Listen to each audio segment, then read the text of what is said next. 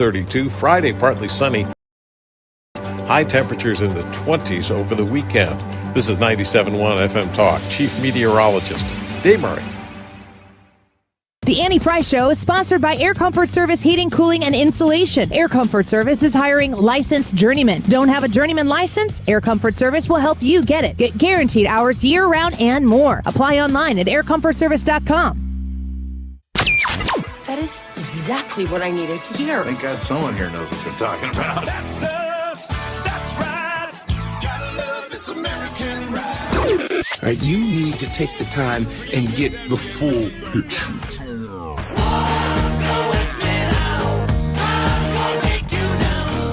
Oh, yeah, this is the moment you have been waiting for. Don't get me wrong, I love the ladies. I mean, they rev my engine, but they don't belong in the newsroom. Andy's out. Ryan and Brad are in. Goodness sake, kid. Keep your voice down. Your father's listening to the radio. This is the Manny Fry Show. Senate, Laura. Americans voted in a landslide to uphold the sovereignty of this country. Americans, by overwhelming majorities, oppose mass Somali fraud. Americans, by overwhelming majorities, just oppose Somali refugee resettlement in principle.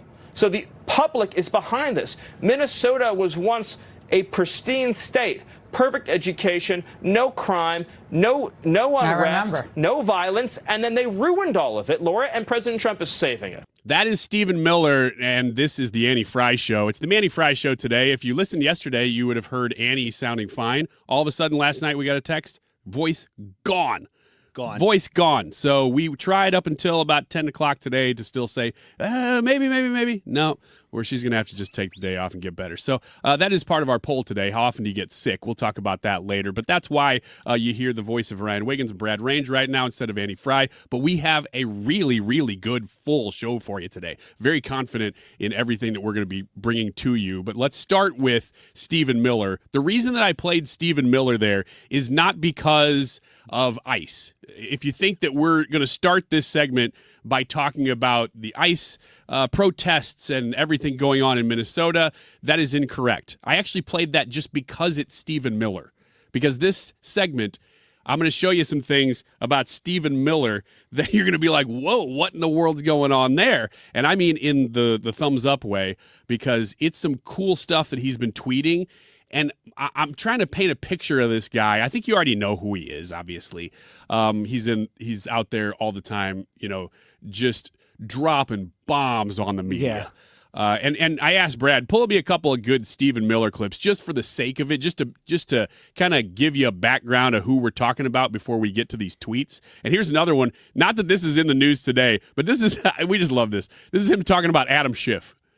Adam Schiff is not only a stone-cold, hopeless loser, but he is one of the most corrupt, one of the most shameful, one of the most heinous individuals ever to serve in public office in America. And everything he's devoted his life to has been debunked, discredited, and discarded. He literally represents the face of failure. His sole achievement in life was fighting a losing war against Donald Trump, and now President Trump is in the White House, and Adam Schiff is the leader of a dying and dethroned movement. It really is amazing. Think about what the Democrat Party is fighting against. What are they trying to stop? Adam Schiff is not only a stone-cold, hopeless loser. So just because he calls balls and strikes very, very clearly, and I don't think that's a partisan issue. I think regardless of where you are on Stephen Miller, this guy comes out lobbing nuclear bombs when he goes on to any talk show, especially when he goes on CNN and non-friendly territory. He's actually very, very good at it, and he makes the left absolutely hate him. Just to be sure, his title is Homeland Security Advisor, so he's always in the meetings. This is Stephen Miller. I told Brad I want to do a segment about this guy based on this really interesting tweet that he put out over the weekend that I just don't think is getting much attention, but I think is kind of a big deal for something that's coming. And Brad goes, "Oh, have you heard the story of?" And I said, "No, tell me the story." So I would have pulled the audio, but I was scrolling through Instagram, and there's not a real good way to get the Instagram audio off of this, but this was a random podcast. And if I would have known you were doing this, I'd have pulled this because I thought this was a really interesting story. This podcaster was interviewing a professor from Duke University. Duke University is where Stephen Miller went. If you look back on Stephen Miller, like, do you remember the Duke University lacrosse scandal? There's one guy on Fox News defending those guys, and it's Stephen Miller. Yeah. And he was right. When he was younger, right? Yeah, while he was in school there. And he had called exactly what was happening. He explained it, and then as the truth came out, because everybody was ready to write those kids off. And then it turns out the girl was lying and all that other stuff. But anyway, he's like, oh, yeah, this professor's like, oh, I had Stephen Miller in my class. This was a political science class back in 2003. He goes, the guy's like, the podcast was like, well, I research everything. Why didn't you tell me this? He goes, let's dig into this a little more. He goes, yeah, he was I had asked him, where do you see yourself in or what do you want to do with your life? And he goes, well, I want to be the second man in charge in the United States.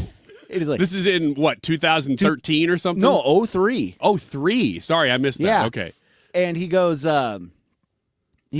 really? He's like, yeah. And he goes, okay. Well, he goes, well, who do you see being the man in charge? He goes, probably Donald Trump. He goes, well, how long do you think? That almost sounds unbelievable. It almost sounds unbelievable. And he goes, well, how long do you think? He's like, maybe 10 to 15 years, and then that'll be the case. Well, he missed that by a little bit, but not much. Yeah. But you go back and you look at it, and this professor said, my recollection of Stephen Miller is he was a great student. He was incredibly intelligent, and he had a long-term vision and a long-term plan. Clearly he did. Yeah. Clearly he did. And he is, I wouldn't say he's the number 2 man in charge, but he's right there. He's almost achieved that. And whenever you see him in the media, whenever you see him showing up on a show, I don't know about you, I take notice because I know that he's going to pull no punches. Mm-hmm. Here's literally what he just said yesterday. 2 ICE officers via the media. So he's not just talking to, he could go declare this to ICE officers in his official position. But he didn't. He went to the media to declare it to them so that all other people also heard it. To all ICE officers, you have federal immunity in the conduct of your duties. And anybody who lays a hand on you or tries to stop you or tries to obstruct you is committing a felony. You have immunity to perform your duties, and no one, no city official, no state official, no illegal alien, no leftist agitator or domestic insurrectionist can prevent you from fulfilling your legal obligations and duties. And the Department of Justice has made clear that if officials cross that line into obstruction, into criminal conspiracy against the United States or against ICE officers, then they will face justice. So why am I going to the trouble to paint this picture of who Stephen Miller is here at the top of the Manny Fry Show today? Well, it's because of this tweet that he sent out over the weekend. And my point in playing all this, I think you already know this. I'm just making sure that if you don't, maybe you don't listen to radio very much, maybe you don't pay attention to the news a whole lot, and you don't really know Stephen Miller. My point in sharing all that is to say this guy does not mince words. He's not somebody that puts out little phrases here and there and is like, connect the dots. He's telling you exactly what he thinks and exactly what the message he wants to convey is with no gray area. Keep that in mind when I read you the tweet that he sent out this weekend. In 10 days, justice will be restored fully and absolutely. That is the full message. I saw that. A lot of people saw this. And there's a lot of people online that send out these kind of messages. Oh, in 4 days, we're going to find out more about this or that. These are mostly influencers that send that kind of crap out. Because it engages you. I mean, I'll say I fall for it because I go, ooh, what's that? And then I realize who it is, and I go, never mind. Because we've all been down that road 20 times, and justice is coming. It's going to happen. Trust Jeff Sessions. Like that kind of stuff in term 1. We didn't get any of it. I mean, really, we didn't really get anything. But when Stephen Miller says it, my eyebrows go up. Mm-hmm. And I go, oh, Stephen Miller. Because this guy, again, doesn't mince words. He's the Homeland Security Advisor, and he knows things. Mm-hmm. And so when he says in 10 days, justice will be restored fully and absolutely. He's not mincing words again, but what's he talking about? Yeah, no kidding. Here's the thing. I went through and dug through since then, because I think this was Sunday this was 110, so that would have been Sunday, right? Saturday or Sunday. And I did the math to see, well, what's 10 days from now? And depending on if you start from that day or the next day, it's either this coming Monday or Tuesday that he says justice will be restored fully and absolutely this coming Monday or Tuesday. So now I'm real paying attention, because now you got not only this guy and his character, the way he speaks, telling you something that he's like, I can tell you something big's coming. I can't tell you what it is, but I can tell you exactly when it is. Yeah. Now you got my attention for sure.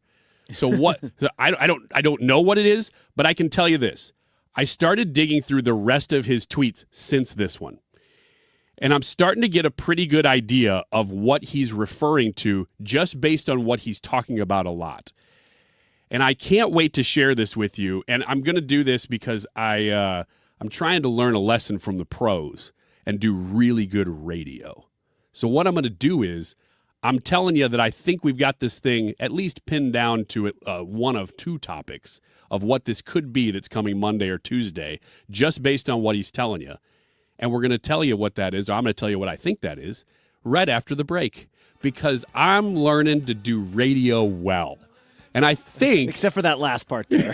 Where you're not supposed to say that you're learning. You're just supposed to do You're radio. supposed to do it? Well, hey, I'm still a work in progress. I'm the fill-in host today for Annie Fry, who just does not have a voice, wants to be here desperately. Hopefully she'll be back tomorrow. In the meantime, our YouTube live chat poll is, how often do you get sick? Never? Once or twice a year? Maybe you could say 3 times in there. Or, you added an option here, once a month or so. Or, I think I'm always sick.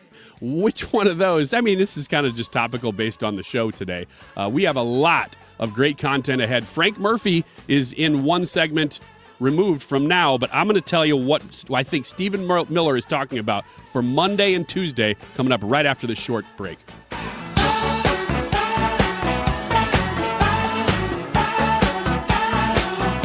Hi, Chad Hansen from Hansen's Tree Service. Winter is the best time to remove dead and dangerous limbs from your trees before a winter storm brings them crashing down. Give us a call today or check us out at hansenstree.com and take advantage of our great winter discount. Hey guys, are you dealing with low energy, weight gain, or issues in the bedroom? Game Day Men's Health is the premier men's health clinic in the St. Louis area with locations in Chesterfield and O'Fallon, Missouri. They specialize in low testosterone and sexual health, and they also help men and women with medical weight loss, vitamins, and peptides. They offer free consultations and testosterone tests with results in about 20 minutes. Get in, get answers, get back to the top of your game. Visit GameDayMen'sHealth.com. Again, that's GameDayMen'sHealth.com. Hey, it's Mark Reardon. If you're nearing retirement or already retired, call my friends Thomas Helbig and Bob Kershaw with the Retirement Advisory Group. They'll show you how linking to the market is much safer than owning the market for your retirement savings. They're the official financial advisors of my show. Go to RetirementKey.com. Wondering if dangerous contaminants are in your home's water? Get Leaf Home Water Solutions today. We can't live without water, but we can take actions today to make it safer and healthier. Leaf Home Water Solutions is offering a free in-home water test. Just visit leafhome.com/free to schedule yours. With results from their advanced digital testing, Leaf Home Water Solutions can design a whole home system and expertly install it in as little as 1 day. With Leaf Home Water Solutions, you can feel confident that each drop of water from every tap and appliance is cleaner and safer for you and your family. We can't live without water, but we can take actions today to make our family's water safer with Leaf Home Water Solutions. Schedule your free home water test today at leafhome.com/free and save 15% on all home water treatment systems. That's leafhome.com/free for your free home water test and 15% off. leafhome.com/free. Finding great candidates to hire can be like, well, trying to find a needle in a haystack. Sure, you can post your job to some job board, but then all you can do is hope the right person comes along, which is why you should try ZipRecruiter for free at ziprecruiter.com/radio. ZipRecruiter doesn't depend on candidates finding you. It finds them for you. Its powerful technology identifies people with the right experience and actively invites them to apply to your job. You get qualified candidates fast. So while other companies might deliver a lot of hay, ZipRecruiter finds you what you're looking for. The needle in the haystack. See why 4 out of 5 employers who post a job on ZipRecruiter get a quality candidate within the first day. ZipRecruiter, the smartest way to hire. And right now, you can try ZipRecruiter for free. That's right, free at ZipRecruiter.com/radio. That's ZipRecruiter.com/radio. ZipRecruiter.com/radio. ZipRecruiter. Nothing makes a gathering great like Eggland's best eggs. They're just so delicious with better nutrition, too. For us, it's eggs any style, as long as they're the best. Eggland's best. Better taste, better nutrition, better eggs. This is the Annie Fry Show on 97.1 FM Talk, St. Louis Conservative. Shot to the heart, and you're too late, darling. You give love a bad name. Ryan Wiggins filling in and Brad Range for Annie Fry on a day where she just doesn't have a voice. A number of people checking in online, speculating as to what I'm speculating about from Stephen Miller, saying, first of all, guys, Ryan is luring. That's funny, leering. I always say luring. Your mic's not on, Brad. But yeah, because I'm teasing. You know, I'm learning to do the radio tease.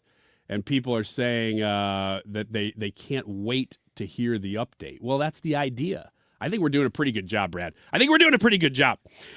This is Stephen Miller tweeting out on Sunday or Monday. No, Sunday or Saturday. In 10 days, justice will be restored fully and absolutely.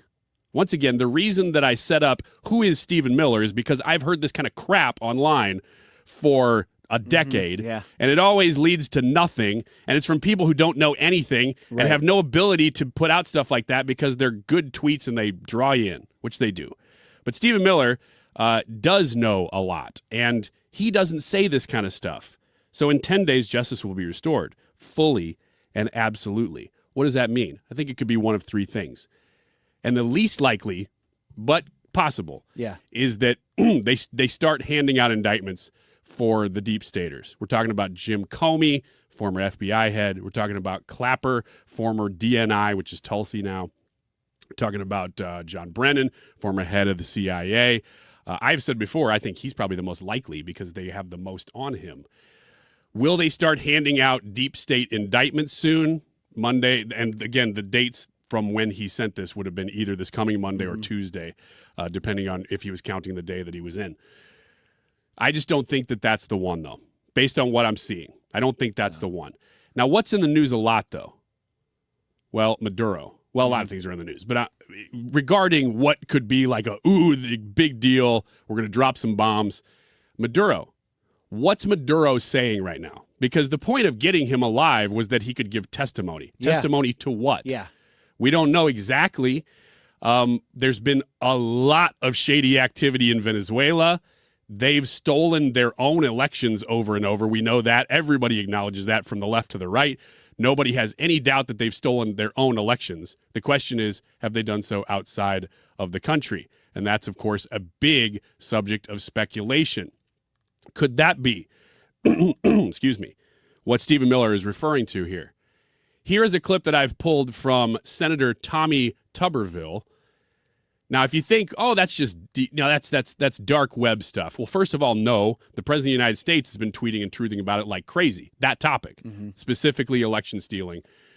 And then you have multiple senators who have mentioned it, including former Senator David Perdue of Georgia.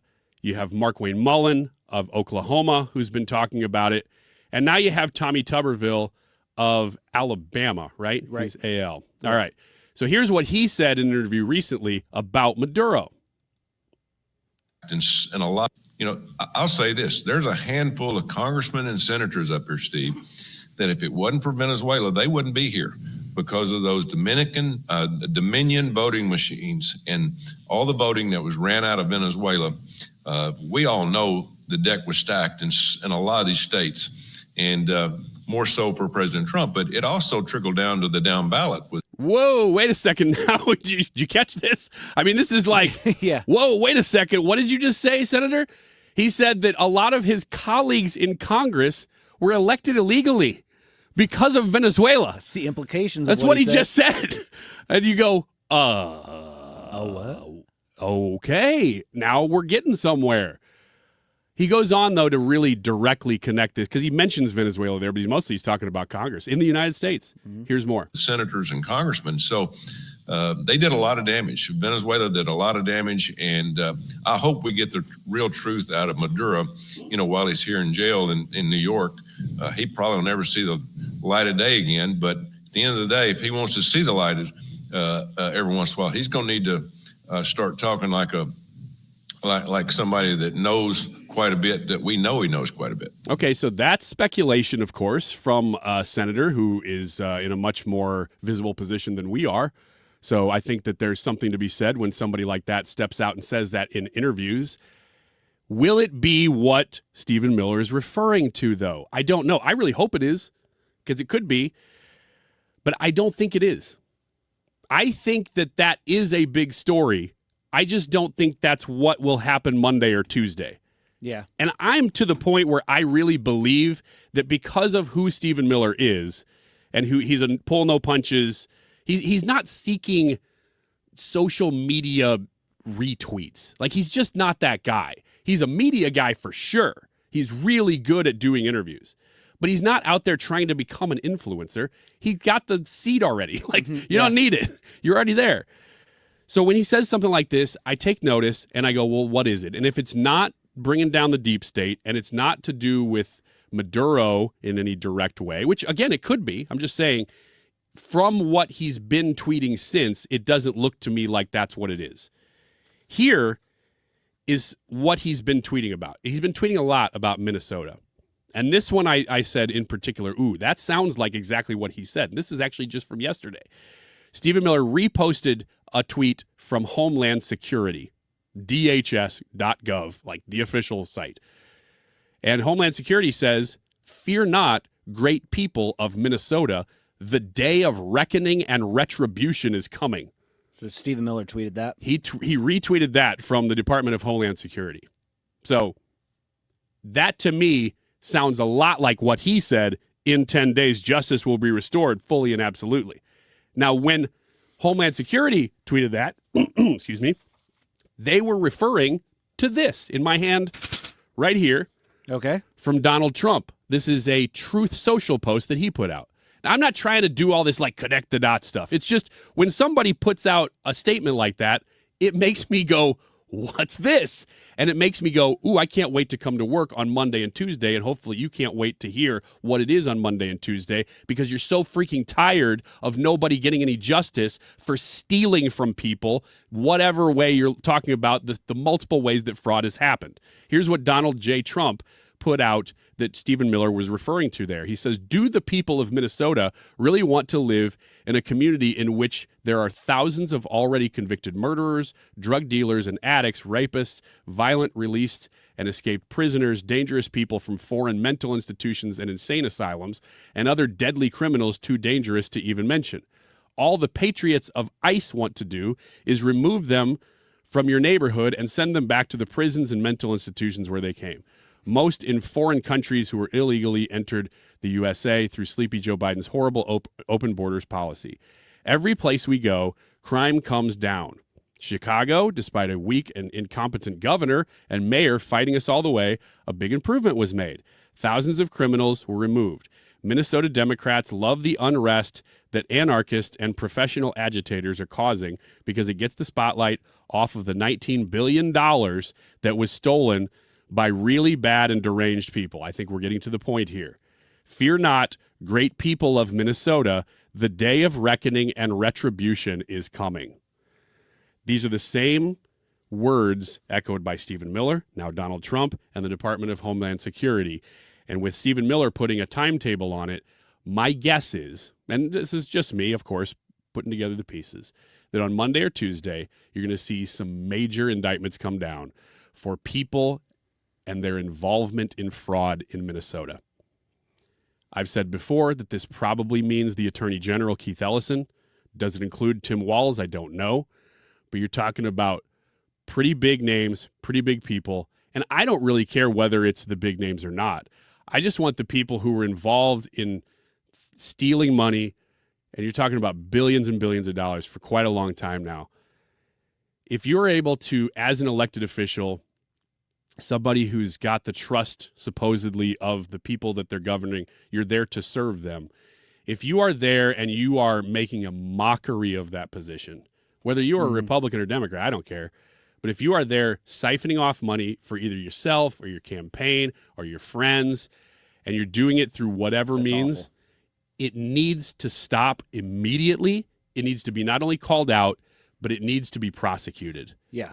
And I believe that is exactly what's going to happen. I think that it needs to be prosecuted because that's what prevents this sort of thing from happening again in the future. If there are no consequences, even if it's illegal, but you're like, well, they're politicians and we don't want to upset their apple cart. If there are no prosecutions for clearly illegal activity and you have the goods, that's the key point there. You have the goods. You have the evidence that they did that.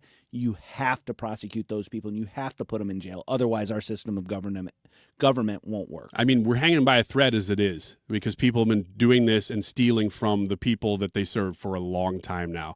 And it's not just Minnesota. Hopefully this is the beginning of all of this house of cards coming down because it's happening in every state. But the whole takeaway is tune in Monday and Tuesday because if Stephen Miller is right and all that's going to happen, I don't think he tweets that cavalier. Like, maybe it's going to happen. When you put a date on it, now we're all watching. And so let's pay attention Monday and Tuesday to see if that is the big news. And we'll see if I was right or if it was something else. If not, hey, I'm just telling you what he tweeted, and then it'll be on him whether it actually happens. Frank Murphy is coming up next here on the Annie Fry Show. He is the chair for Athletes for America at America First Policy Institute. This has everything to do with boys playing in girls' sports and yesterday's Supreme Court hearing. We'll talk to Frank next on the Annie Fry Show.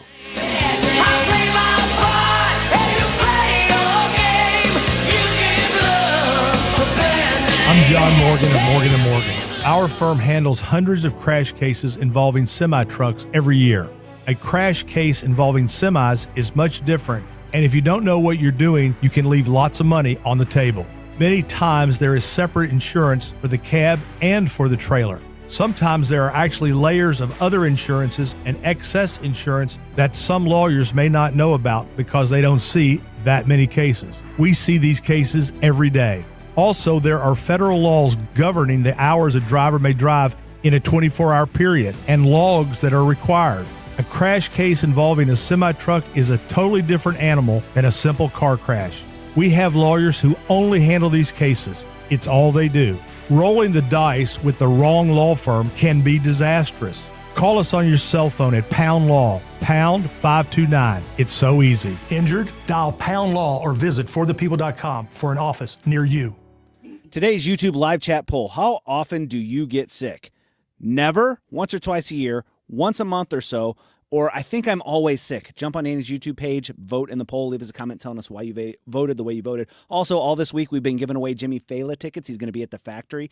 I am not going to do what Ryan does, which is give you a heads up on what hour that it's going to come in, but it will be this show. So keep listening for your chance to win tickets to see Jimmy Fallon at the factory. The time is 12:31. This time check is sponsored by Jerry Kelly Heating, Air Conditioning, Electrical, and Plumbing. It's time for a $98 furnace tune-up. Bold takes, real talk, no apologies. 97.1 FM Talk, St. Louis Conservative.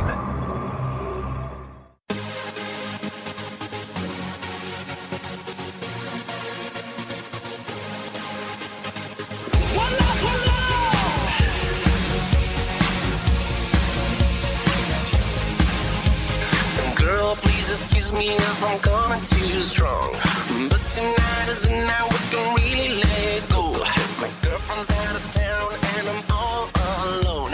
Your boyfriend's on vacation and he doesn't have to know. No, no one can do the things I'm gonna wanna do. You know.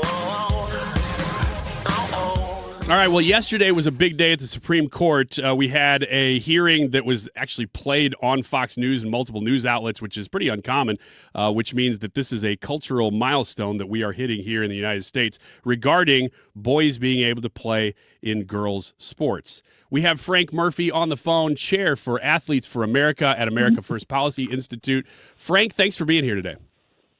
No, thank you. I appreciate the opportunity. So, Frank, tell me a little bit how you even got involved in this topic. Well, I think I got involved because at the end of the day, I'm a father. That's first and foremost. And being a father, there's a certain on the inside of you that gears you up and rile you up to stand up for your daughters. So I got involved being the chair of Athletes for America and the director of Community Impact for America First Policy Institute. And, you know, a friend of mine, our vice chair, is Riley Gaines, which is not just friend, but family to me. So at the end of the day, I felt there was a need as a man, as a male athlete, you know, playing in the NFL for Tampa, Miami, Chicago, and Houston.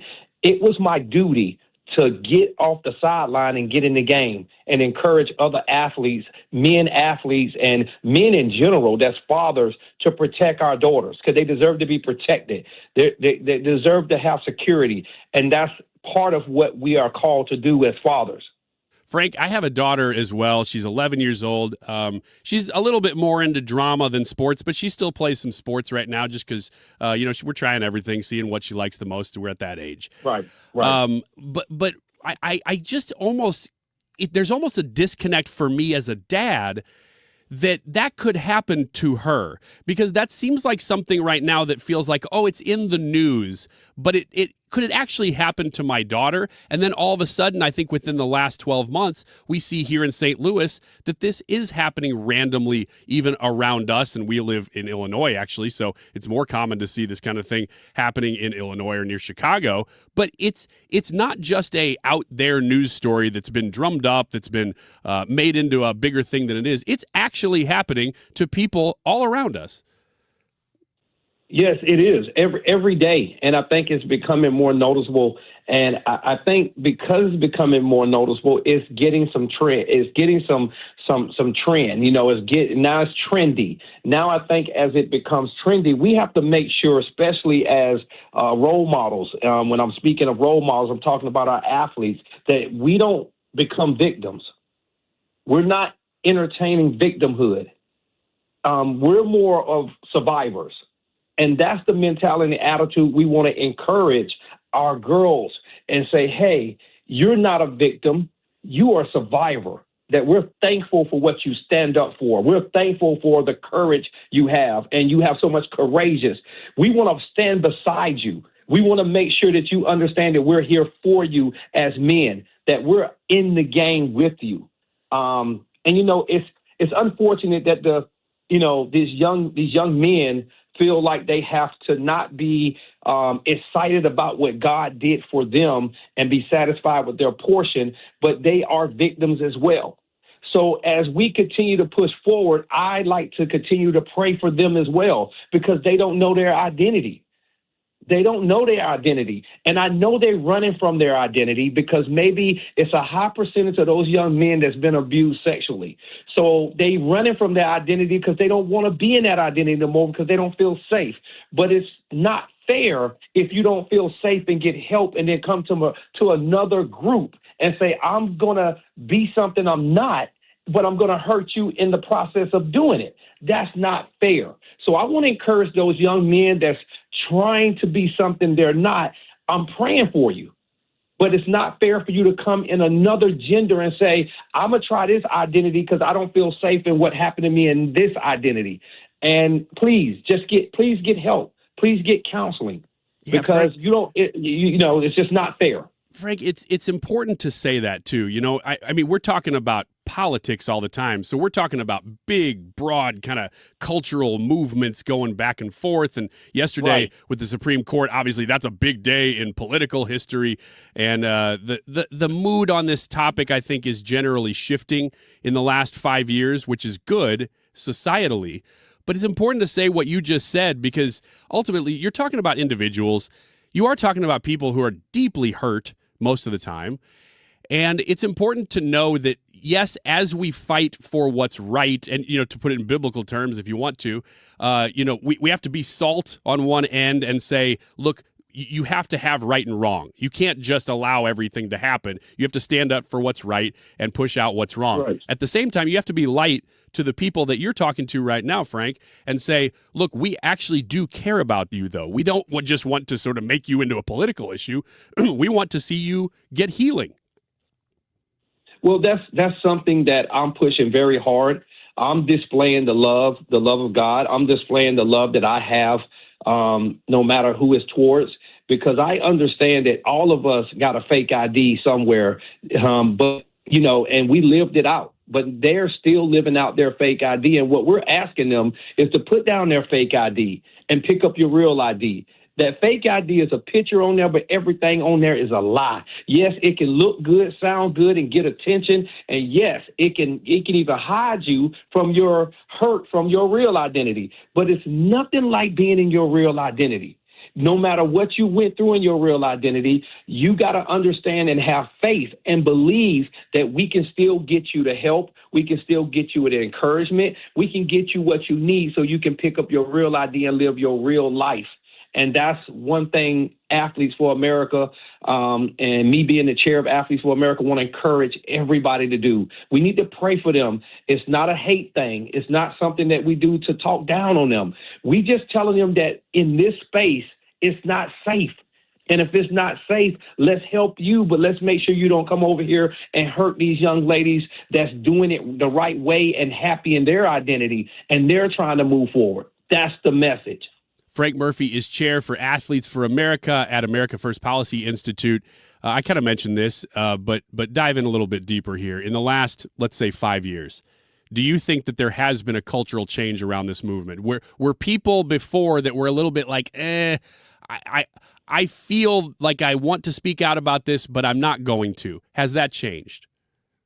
I think it changed somewhat, but it needs to change more. I think it's inclining a lot more now over to quote unquote it's common sense is like what we like to say, but everything is not common sense to everybody because of their experiences. But when it's right, it's right. When it's wrong, it's wrong.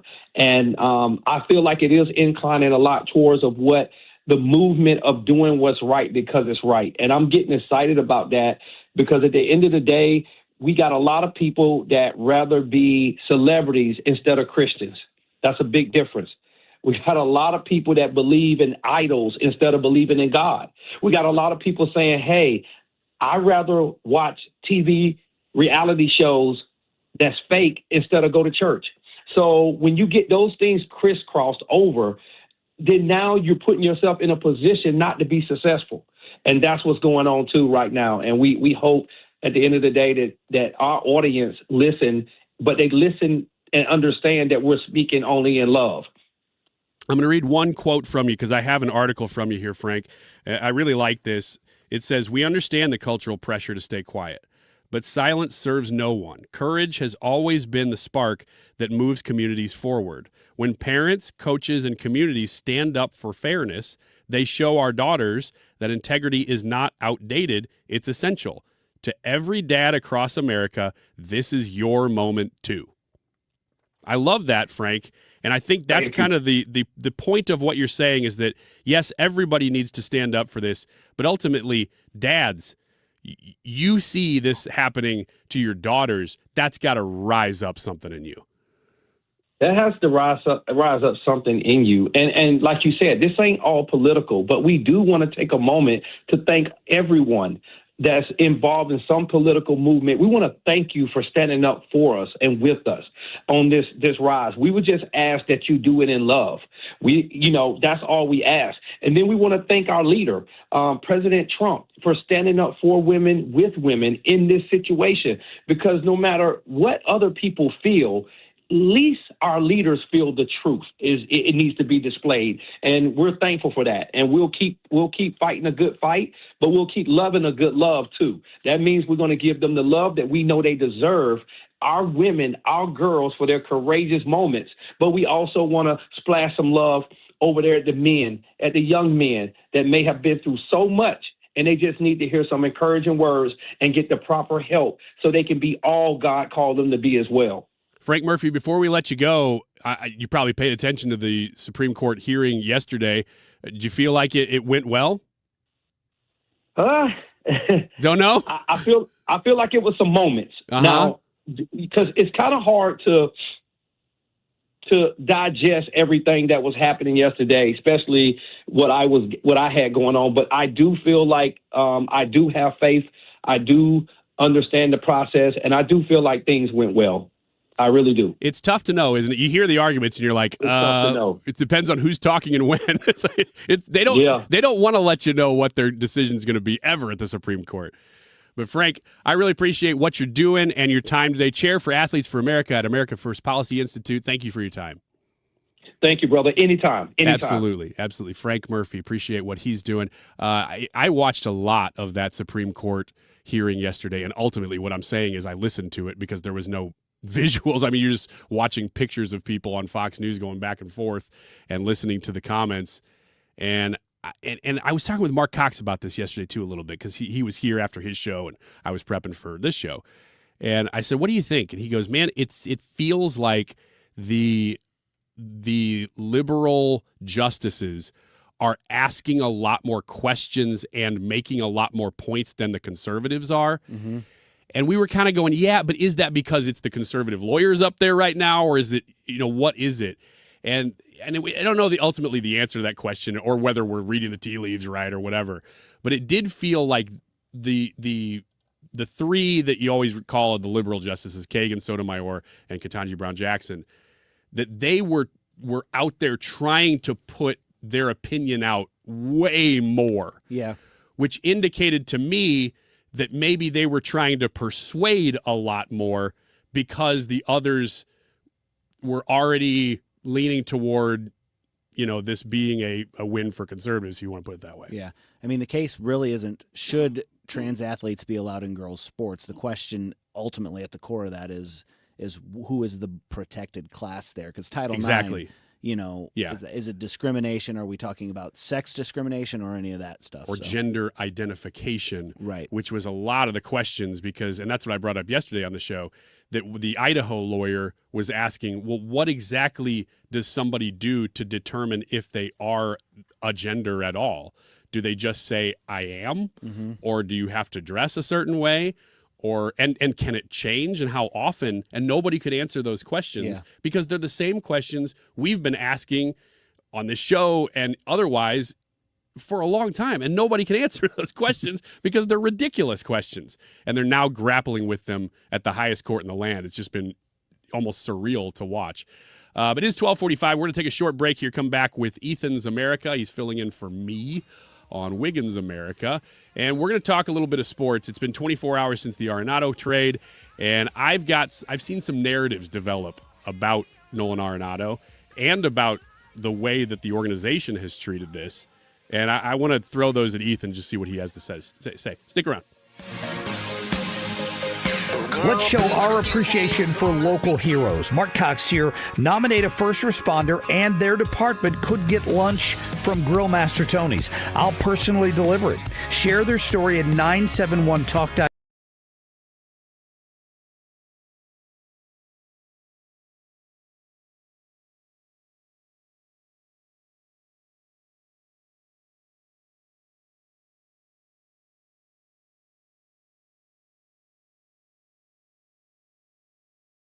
Sadi and Andy Royer. Doctors Birdie and Malhotra are cornea surgeons and experts in the diagnosis and treatment of diseases of the eye. I had an eye disease when I was younger. It left me with a silicone buckle around my right eye, so I put my trust in Ophthalmology Associates to take care of my annual checkups. Maybe you're experiencing dry eye, allergy eyes. They can help. They can help with cataracts, macular degeneration, glaucoma, and LASIK surgeries. And if you're looking for the best eye care, it's Ophthalmology Associates. Make an appointment today by calling 314-966-5000 or online at youridoc.com. They have a great office location just west of 270 on Manchester Road. Again, the phone number, 314-966-5000. The website, youridoc.com. Ophthalmology Associates. License number E2014A. Hey, it's good to see you.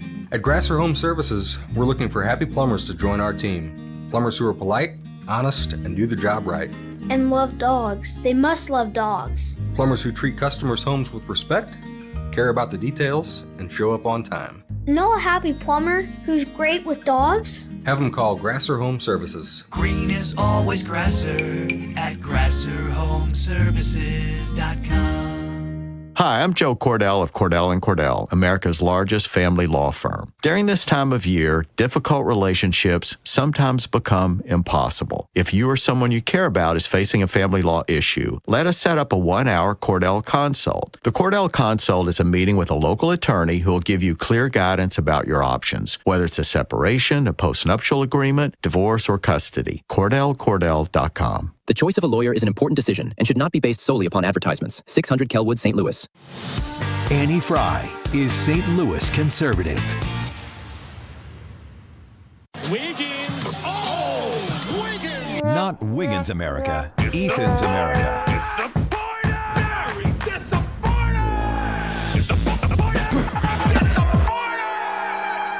Ethan's America.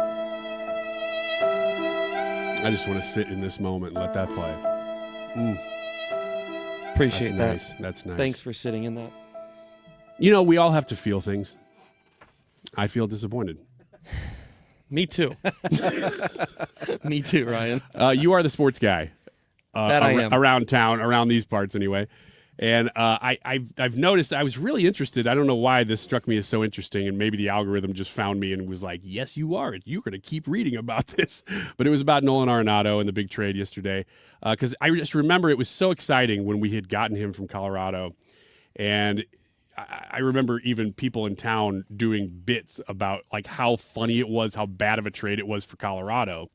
But then a couple of narratives have formed in the last 24 hours that I've seen anyway, that I want to run by you as our sports guy, okay, and just see what you have to say about these things. The first one is that Nolan Arenado didn't actually benefit this team pretty much at all. And they're saying mostly in the last couple of years, but we've had him for what, 4 or 5, right? 5. We had him for 5 years. So in that 5 years, is that narrative justified that Nolan Arenado didn't really help the Cardinals much?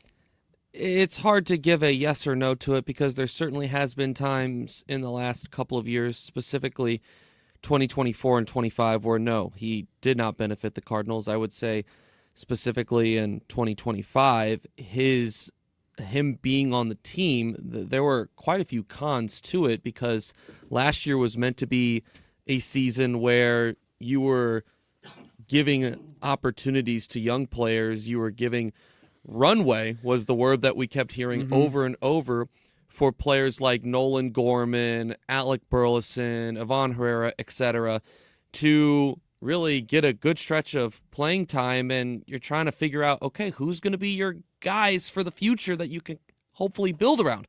Nolan Gorman didn't really get the opportunity that a lot of people were expecting him to get because Arenado was here.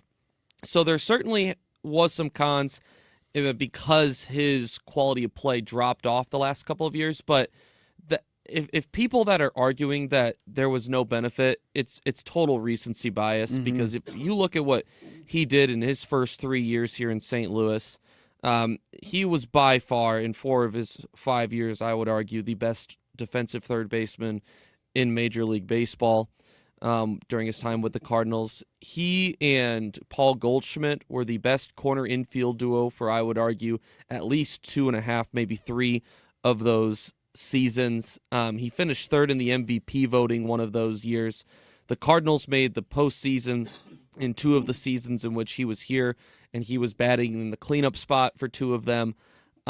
So, he had postseason struggles both times that the Cardinals made it, so, that's an argument. But to say that Nolan Arenado didn't benefit this team, or that he, maybe even a little bit more of an intense word is failed this team, you could argue the opposite way too and say the Cardinals failed Nolan Arenado because they said that they were going to go all in and that he wasn't going to be.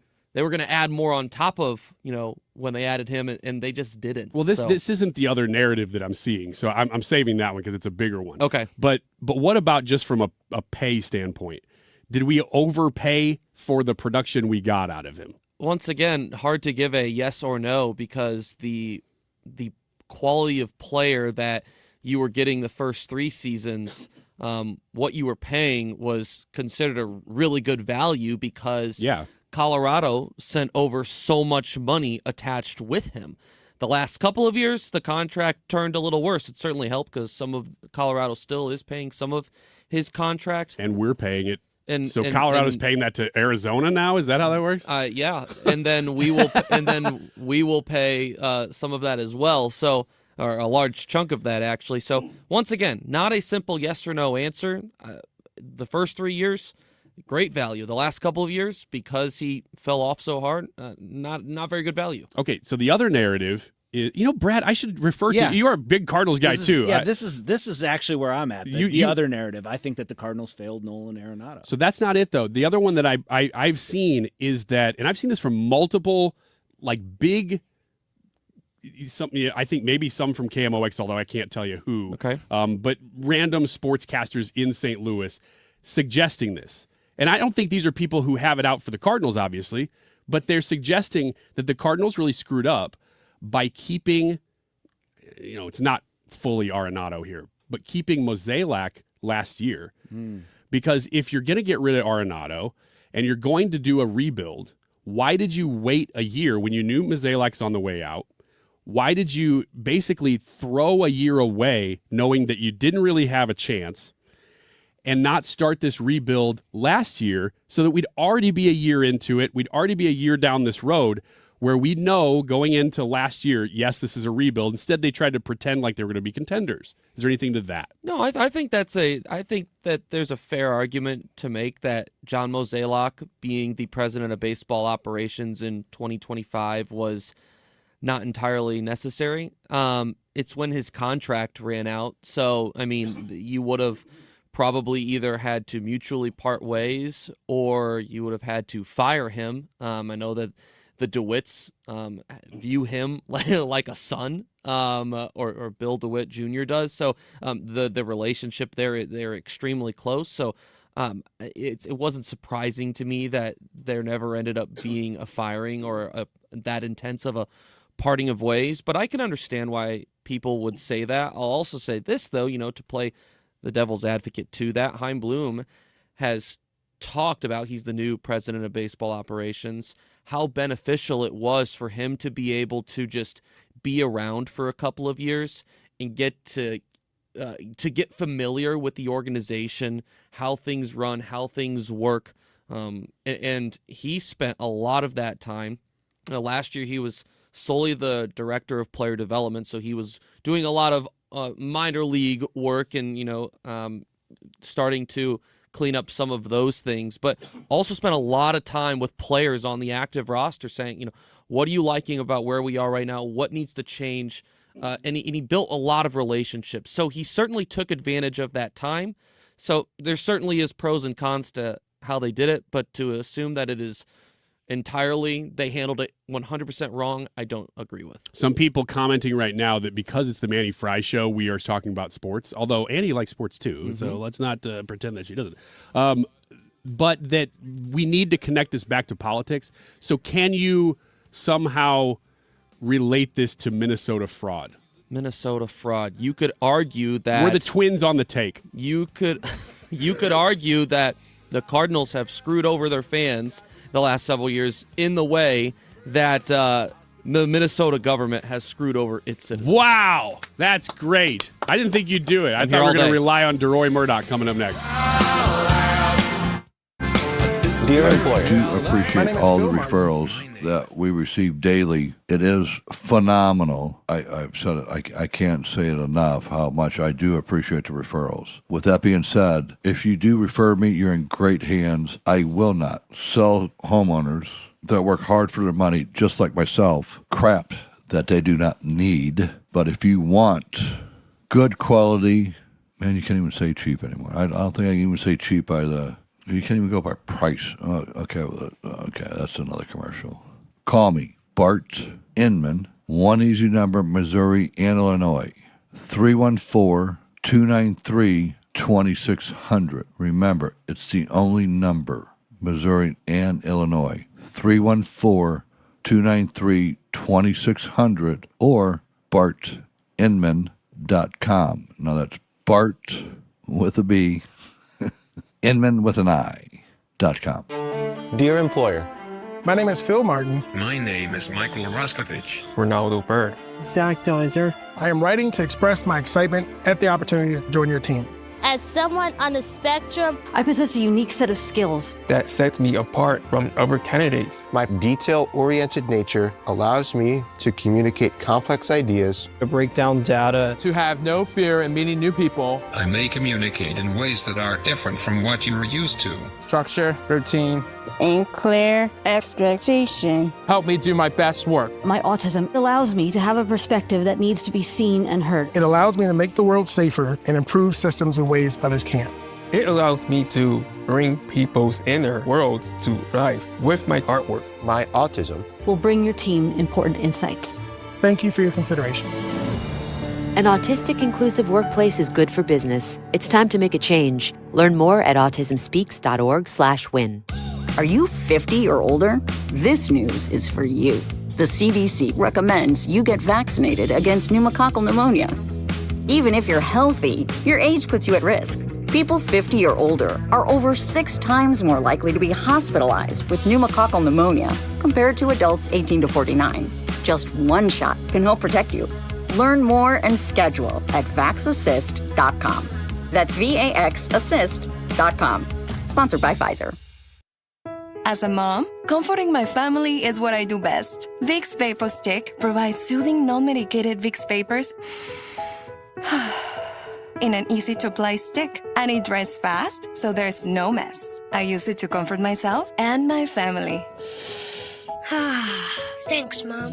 Vicks Vapo Stick, soothing comfort for the whole family. And try Vicks Vapo Shower Max for steamy Vicks Vapors when you need more comfort for yourself. Use as directed. KFTK FM Florissant from the Kaufman Townsley St. Louis's Injury Lawyers Studio. Call 314-777-7777. That's 314-777-7777. Recommended at a U.S. military base in the Middle East. Lisa Brady, Fox News. As President Trump weighs possible intervention in Iran, a U.S. official says the evacuation advisory at an important base in Qatar is a precautionary measure. Not clear yet if it could become mandatory. The official, speaking anonymously, also did not specify if the order was for military or civilian personnel or both. Regional tensions are being blamed for this measure. The airbase was targeted when U.S. planes bombed Iran's nuclear facilities. An Iranian advisor posted on X a reference to the destruction of the base with Iranian missiles. Fox's Gernal Scott. Iran has warned the U.S. not to intervene as a deadly crackdown on protests continues. More than 2,000 deaths reported. Phase 2 of a peace plan between Israel and Hamas. Special Envoy Steve Witkoff posted on X, they're now moving from ceasefire to demilitarization, a technocratic governance and reconstruction. The statement thanks Turkey, Qatar, and Egypt for their roles in this. It also demands the return of the body of the last remaining Israeli hostage, without which, Witkoff writes, there will be serious consequences. Fox's Jessica Rosenthal. Hamas has called for speeding up the formation of the Technocratic Committee and is reportedly meeting with other Palestinian groups this week. An international board of peace is meant to oversee Phase 2, including disarmament. The acting director of ICE says his agents are going after the worst of the worst, defending enforcement operations that Minnesota officials say are putting people at risk after last week's fatal shooting in Minneapolis. But Todd Lyons tells Fox sanctuary policies release dangerous criminals back into the community. So that isn't working with ICE, and that's not putting the best interest of your constituents and your communities ahead of political ideology. City and state officials in Minnesota are suing Homeland Security. America is listening to Fox News. As a mom, comforting my family is what I do best. Vicks Vapor Stick provides soothing, non-medicated Vicks Vapors in an easy-to-apply stick, and it dries fast, so there's no mess. I use it to comfort myself and my family. Thanks, Mom. Vicks Vapo Stick, soothing comfort for the whole family. And try Vicks Vapo Shower Max for steamy Vicks Vapors when you need more comfort for yourself. Use as directed. Hey, can you blow up some balloons for Jack's party? I can't. I'm so congested. You need Sinex Saline from Vicks. Sinex Saline Nasal Spray? Yeah, just Sinex. Breathe. Sinex Saline instantly clears everyday congestion associated with colds and year-round allergies with a gentle, ultra-fine mist that's no mess and easy to control. Daddy, we need more balloons. On it! Enjoy life's important moments without congestion. Try Sinex Saline from Vicks. Just Sinex. Breathe. Use as directed. Air Comfort Service, heating, cooling, and insulation. Weather. That northwest flow is back, and we've got a little bit of a shock to the system over the next several days, especially this weekend. Clearing skies going through the afternoon. It's chilly out there. 32 by late today. Tonight, clear and cold down to 18. Thursday, sunny and cold, 32. Friday, partly sunny, 42 degrees. High temperatures in the 20s over the weekend. This is 97.1 FM Talk. Chief Meteorologist Dave Murray. The Annie Fry Show is sponsored by Air Comfort Service Heating, Cooling, and Insulation. Air Comfort Service is proud to support Greater St. Louis Honor Flight. Sign your veteran up for their honor flight today at gslhonorflight.org. And for HVAC services, aircomfortservice.com. That is exactly what I needed to hear. Thank God someone here knows what they're talking about. That's us. That's right. Gotta love this American ride. Right, you need to take the time and get the full picture.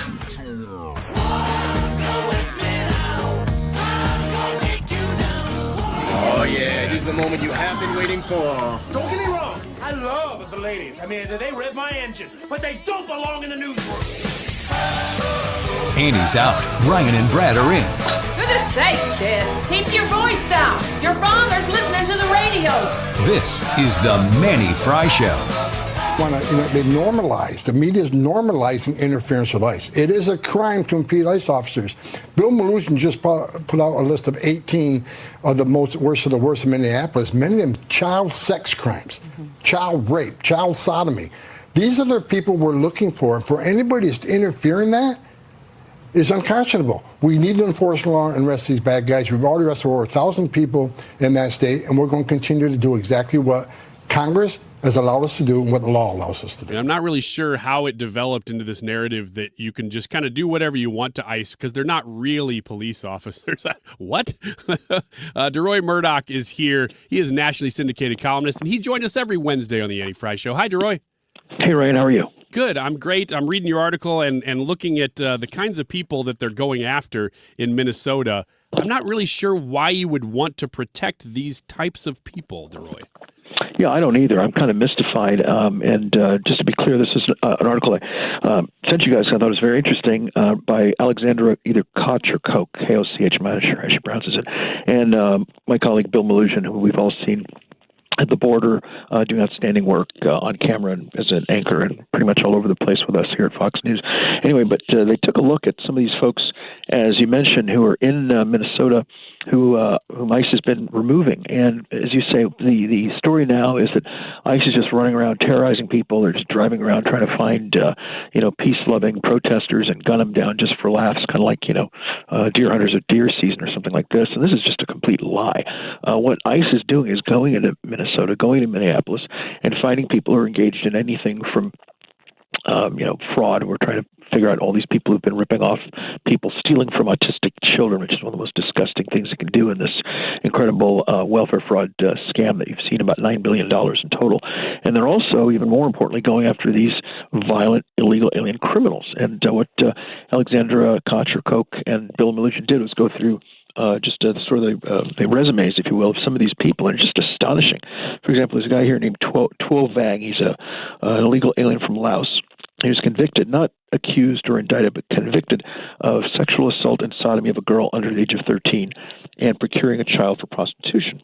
He's also had a deportation order since 2006. So we've had the right to kick this guy out of this country for 19 years, yet he's still here. And ICE is trying to track him down. There's another guy from Laos, another illegal alien by the name of Gay Yang. He was convicted of strong arm rape, whatever that is, aggravated assault with a weapon, and also strangulation. So you've got a guy busy trying to strangle people. And thankfully they got him off the streets. Another guy from Laos, a lot of Laotians for some reason. His name is Cao Lor, and he was convicted of another illegal alien, convicted of rape with a weapon, and sexual assault. He's had a deportation order on him since 1996. So we've had a right to kick him out of this country for 30 years. I'm sure that people listening to the sounds of our voices are not even 30 years old, and we've had the right to kick this guy out since 1996. He's still, up until recently, walking around Minneapolis. And we've got, these are people go even beyond child rape and this sort of stuff. There's a guy named Gilberto Seguero Landaverde. He's a Salvadoran illegal alien, and he was convicted of 3 counts of homicide. So there's a guy who's killed 3 people. Again, not accused, not indicted, but convicted of killing 3 people. And thankfully, he was picked up and hauled out of there. And so basically what ICE is doing is trying to find delightful, charming folks like these, round them up and get them the hell out of this country and send them back from whence they came, and get them out of this off the streets of Minneapolis, the state of Minnesota, or elsewhere. These people can hop on, get into cars, get on planes, trains, automobiles, and come visit you, nice people in St. Louis. Come visit me and my neighbors in New York City, and engage in this kind of mayhem. And all the ICE officers trying to do is arrest them, get them out of this country. And you've got these protesters surrounding them, blocking their vehicles, throwing projectiles at them, et cetera, trying to keep them from doing their jobs, which is to get them out of this country. So we don't have to worry about violent, illegal, alien, convicted criminals who've done terrible things to us. If we leave them alone, we'll do even more terrible things to us. So I fully support ICE. I'm sick and tired of these people who are blocking them. And when you engage in that kind of behavior, that to me is just obstruction of justice. These people ought to be arrested for that, and they ought to be going to the clink as well. Yeah, Deroy, I'm looking at this list, and you're right. It is a lot of people from Laos and places that doesn't really follow the narrative that they're just going around going, oh, well, we're just looking for Latin Americans. These are people who have had long criminal convictions from many, many different parts of the world.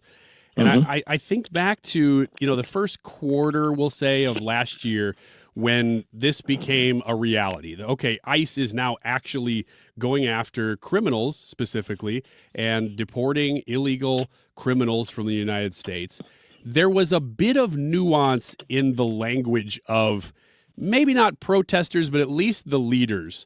I remember even the governor of Illinois at some point saying, yeah, well, we're not for the criminals, but Donald Trump's not doing it right. They'd always say something like that. But it seems like this time around, they're getting all these criminals out of Minnesota. And yet the leadership of Minnesota, that would be Mayor Jacob Fry primarily, who just seems like a rabble-rouser, and then Governor Tim Walz, they're not even saying, well, we're against the criminals, so yes, it is good to get criminals out. They're not saying that at all. They're just against ICE deporting anybody or being there at all. Absolutely correct. I mean, you may remember what Mayor Fry said, and I'm not going to put it in, I will clean this up. My message to ICE, get the F out of Minneapolis is what he put it. He put it a little more colorfully than I just did. ICE, please focus on illegal alien criminals. Leave the people alone who are just, going to mow lawns or going to clean up hotel rooms or whatever it is. Their answer is leave them all alone, not just the people who broke this country, but otherwise are behaving themselves. They apparently are perfectly okay keeping these people who are, again, not just accused, but convicted drunk drivers, child rapists, and murderers, and leave them in Minnesota to continue, I assume, their criminal careers and target little kids, little boys, little girls, and rape them, and then hop in their cars, get drunk, and run over and kill people, and then find other people and just kill them, strangle them, strangulation, or whatever else it might be. And as far as I can tell, the Democrat Party seems perfectly comfortable with that. I guess they figure, hey, we'll have some little kids raped and some adults killed, but if that means overall we have more Somalis and more Laotians and more Hispanics who vote for us in the midterm elections, then hey, that means we got a couple more House seats and we get a couple more city councilmen, and maybe we keep a Senate seat or gubernatorial seat, then that's okay. That's just collateral damage. That's just sick, twisted, and disgusting today's modern Democrat Party has become. Deroy, according to polling, which I watch quite a bit, this is still one of the top issues that Trump polls on, which is illegal immigration, because it was, this is promises made, promises kept. Everybody knew that this is what was going to happen because he said, this is what we're going to do, and now he's doing it. He got elected in a electoral landslide for sure, and now he's carrying that out. But it seems like Democrat leadership, even from day one, were just against it happening at all. And you'd think that if this were that popular of an issue, which it is, that they would adjust and say, well, yes, we don't love the way it's happening maybe, but there are good things about this. But you're just not hearing that at all. They're really taking the side of the most radical element of their party. Yeah, they really are. And as you say, they could say, look, be more careful, read people their rights. Do we really need 1,000 ICE officers? Can we do it with 250? What have you? But no, there's no nuance. Just get the F out. All of them leave. And by the way, please, I think Tim Walz, the governor of Minnesota, and the guy who almost didn't come that far away from becoming vice president of the United States, can you imagine, said, hey, we need to get people out on the street and get in the street, get in the way, interfere with these people. What he's basically doing is encouraging his people, from what we've seen, not just to light candles and have sit-ins and sing songs or whatever, but to go out and get in the way and interfere with law enforcement, which basically is obstruction of justice or something very close to it, and without making any sense of, okay, let's at least get the bad guys out, get the violent criminals, be nice to the illegal aliens who are here illegally, but otherwise kind of just part of the economy, for better or for worse, but leave everyone alone, including people who are, running around and raping kids and killing people. And the Democrat Party, today's modern Democrat Party, seems to be okay with child rape and okay with homicide, as long as the people who are doing it are illegal, alien, violent criminals. They're fine with that. This has become the new base of the Democrat Party. It's just mind-blowing. And even if we sat down, wanted to cook up some way to slander the Democrat Party, we couldn't come up with this, but yet they do it on their own, and without any help from us, it happens to be true. Deroy, every time Trump does anything, there are certain factions of the left that just go, well, it's because he didn't release the Epstein files, which is also not even true at this point.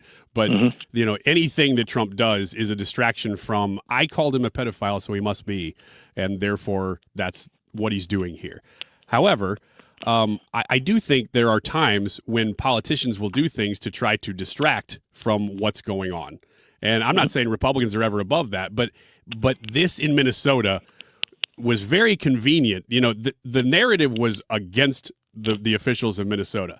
They were really getting to the bottom of some serious, big theft, money laundering, operations that have been going on for quite a while. And then all of a sudden this happened, and they were screaming as loud as they could. I mean, does this look to you like it does to me, which is that they really don't care about Renee Good, they don't care about ICE.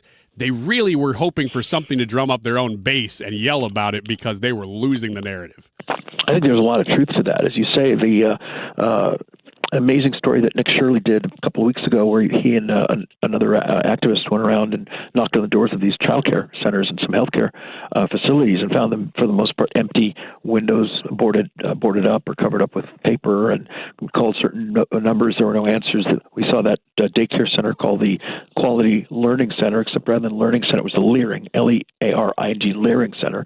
It's an educational establishment that can't even spell the word learning, amazingly enough. They're getting a lot of heat about that. A lot of people were discovering that the total fraud was somewhere in the realm of about $9 billion, with $9 billion, and they were taking a lot of heat for this. And all of a sudden, we had this woman Renee Good shot by the ICE officer when she evidently gunned her car at him and aimed her car and was about to run him over, and he whipped out a gun and killed her. And of course, that gave him something else to talk about. So we're talking less about that, more about the situation of the ICE. The base is out there screaming, yelling, and getting in the way and engaging in their own acts of violence. And so that has distracted people, certainly from the fraud that was going on. I think the fraud discussion and fraud investigations will continue, but I do think that particular burner is not quite up at full boil. It's down closer to a simmer this week as it was, this time, or let's say a week ago Monday, before the shooting of Renee Good. So it definitely has given them something else to talk about. Deroy, last question for you before we run out of time.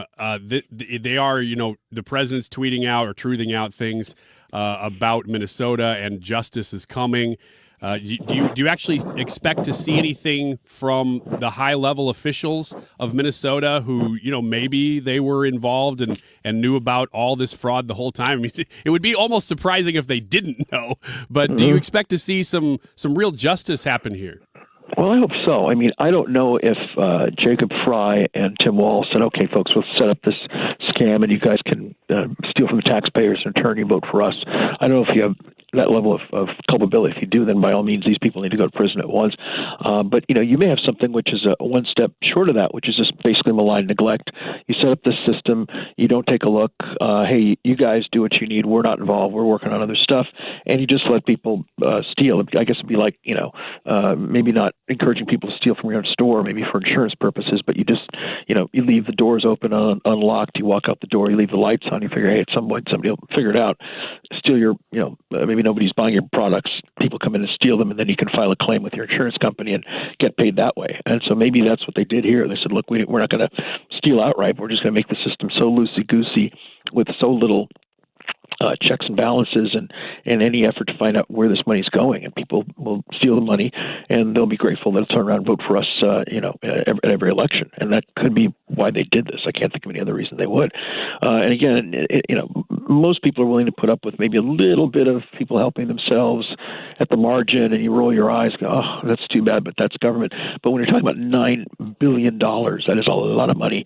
And to me, the most offensive part of this whole thing is people stealing from autistic children. If you're stealing from rich people, you're stealing from grown-ups, that's bad enough. But to steal money from autistic kids, and this is supposed to be the caring, compassionate party. We care about the kids. Always think of the children, as I always like to say. And they're either looking the other way, or even worse, being complicit or even actively involved in scam operations that steal money from autistic children. It just doesn't get much worse than that. Deroy, it's so funny because I'm doing the same thing as you are. I always look at these cases, and I don't know if it's just my nature, maybe it is yours, that you go, well, maybe they were just turning a blind eye. Like, come up with the most generous possible explanation, even though the obvious is that they knew about it. It's like we always try to go, well, maybe the best spin is that they didn't know, but it just seems like they had to have known, and maybe even were directly involved. But yeah. But not good either way. I mean, the best case you can say is these people were really, really, really, really sloppy. That's the most generous thing you can say. And of course, the worst is that they knew that this was going on, and they were part of the conspiracy to rob from the taxpayers, not just of Minnesota, but the taxpayers of the United States of America, because a lot of this was federal money wrapped up in these various programs. So they didn't just rob their own people in Minnesota, which would be bad enough, but people in the other 40 United States. I mean, people listening to our broadcast right now, your taxpayer money was wrapped up in all of this, and your taxpayer money got robbed. It was used to buy sporting goods, sports cars. It was used to purchase real estate in Kenya, of all things. And we fear that some of this money might have been wired to people in Somalia, and might have ended up in the hands of Al-Qaeda, which is an Al-Qaeda, ISIS-type Islamo-fascist terrorist organization. Again, you cannot invent this sort of thing. You just can't make it up. That's amazing. Deroy Murdock, thank you so much always for your weekly hit here on the Annie Fry Show. Nationally syndicated columnist, Project 21 ambassador, and Fox News contributor. Appreciate your time. You bet, Ryan. Thanks very much. Deroy Murdock, as usual, here on a Wednesday, and it's just I think one of the reasons we keep talking about this story is because it needs to be capped off. There needs to be something that happens here. We can't just constantly be finding things and then go, wow, that's really bad. Oh, Governor Walz isn't going to run again. Well, okay, something kind of happened. But it's like I said earlier in the show, you have to prosecute people and put people in jail so that future people will say, oh, no, they prosecute people for that. We're not going to do it. Exactly. And there's just such a trail here. We'll get back to some of that stuff that we were talking about in the first segment here, and a correction on my part, which I will bring to you just to be clear. Back to some of the stuff that the president and Stephen Miller were tweeting out. This is the Annie Fry Show. Manny Fry Show today because Annie is out sick. We'll get to the poll right on the other side of the break as well. Thanks for listening. We'll be right back. What's your favorite four-letter word? Chances are you've said it more than a few times dealing with this crazy world we live in. But at Compass Retirement Solutions, our four-letter word of choice is hope. Hope for a better tomorrow. And hope that your retirement plans don't take a back seat. You've watched inflation soar, and maybe your retirement future feels a little uncertain right now. But all hope is not lost. Find out exactly how much risk you're still taking with your investments. Find out how you may be able to save big on taxes. And find out how having a written retirement plan just might give you the hope you've been looking for. Call today to set up a meeting. 314-373-1598. That's 314-373-1598. Compass Retirement Solutions. 314-373-1598. Firm offers insurance services but does not provide tax advice. Investments and services offered through Compass Retirement Group, a registered investment advisory firm in Missouri and Illinois. Investing involves risk, including the potential loss of principal. When life happens and you need to sell your St. Louis area home, do what I did. Call my friend and trusted realtor, Gloria Liu, with Your Home Sold Guaranteed Realty. She's here with me today. Gloria is a St. Louis real estate expert with over 22 years of experience and expertise helping you sell fast and for the most money. Selling your home can be so stressful, especially when life happens, like a sudden job change, a passing of a loved one, or a growing family. Knowing exactly how much your home will sell in today's market is the first step. Then I back it up with an upfront written guarantee. My guarantee is simple and easy to understand. If I can't sell your home at our agreed upon price and time frame, I'll buy it myself. When life happens, the name to remember is Gloria Liu, Your Home Sold Guaranteed Realty. I strongly suggest you call her right now. It's 314-325-6888. That's 314-325-6888, or visit GloriaHasTheBuyers.com. Gloria and seller must agree on price and possession date.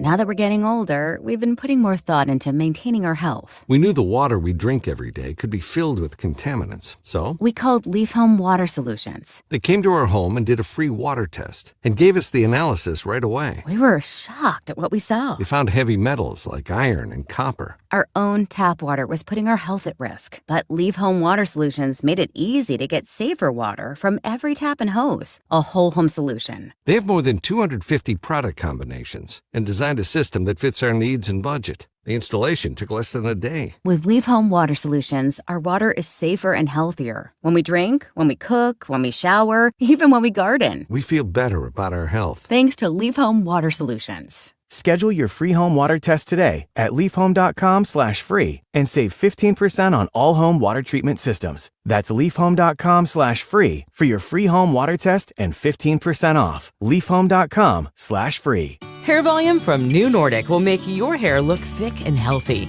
Available as a tablet or delicious gummy. Hair Volume is available online at Amazon and newnordicusa.com or in the hair care aisle at your local CVS. You're listening to The Annie Fry Show, 97.1 FM Talk, St. Louis Conservative.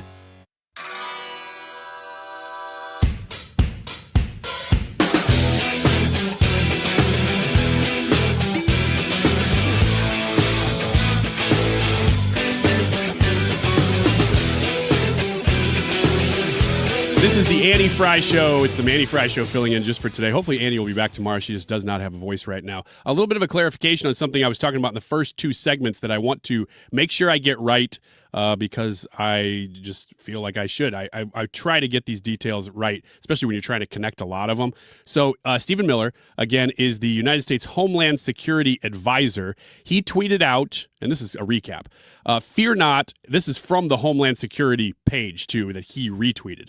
Fear not, great people of Minnesota, the day of reckoning and retribution is coming.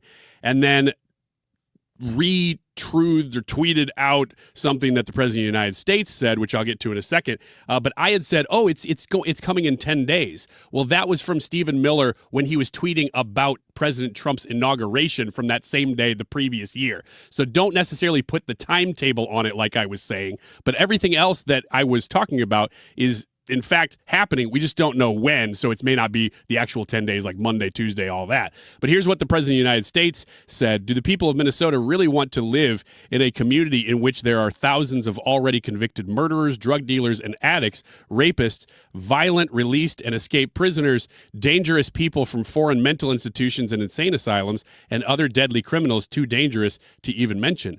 All the Patriots of ICE want to do is remove them from your neighborhood and send them back to the prisons and mental institutions from where they came, most in foreign countries who are illegally entered the USA through sleepy Joe Biden's horrible open borders policy. Every place we go, crime comes down. In Chicago, despite a weak and incompetent governor and mayor fighting us all the way, a big improvement was made. Thousands of criminals were removed.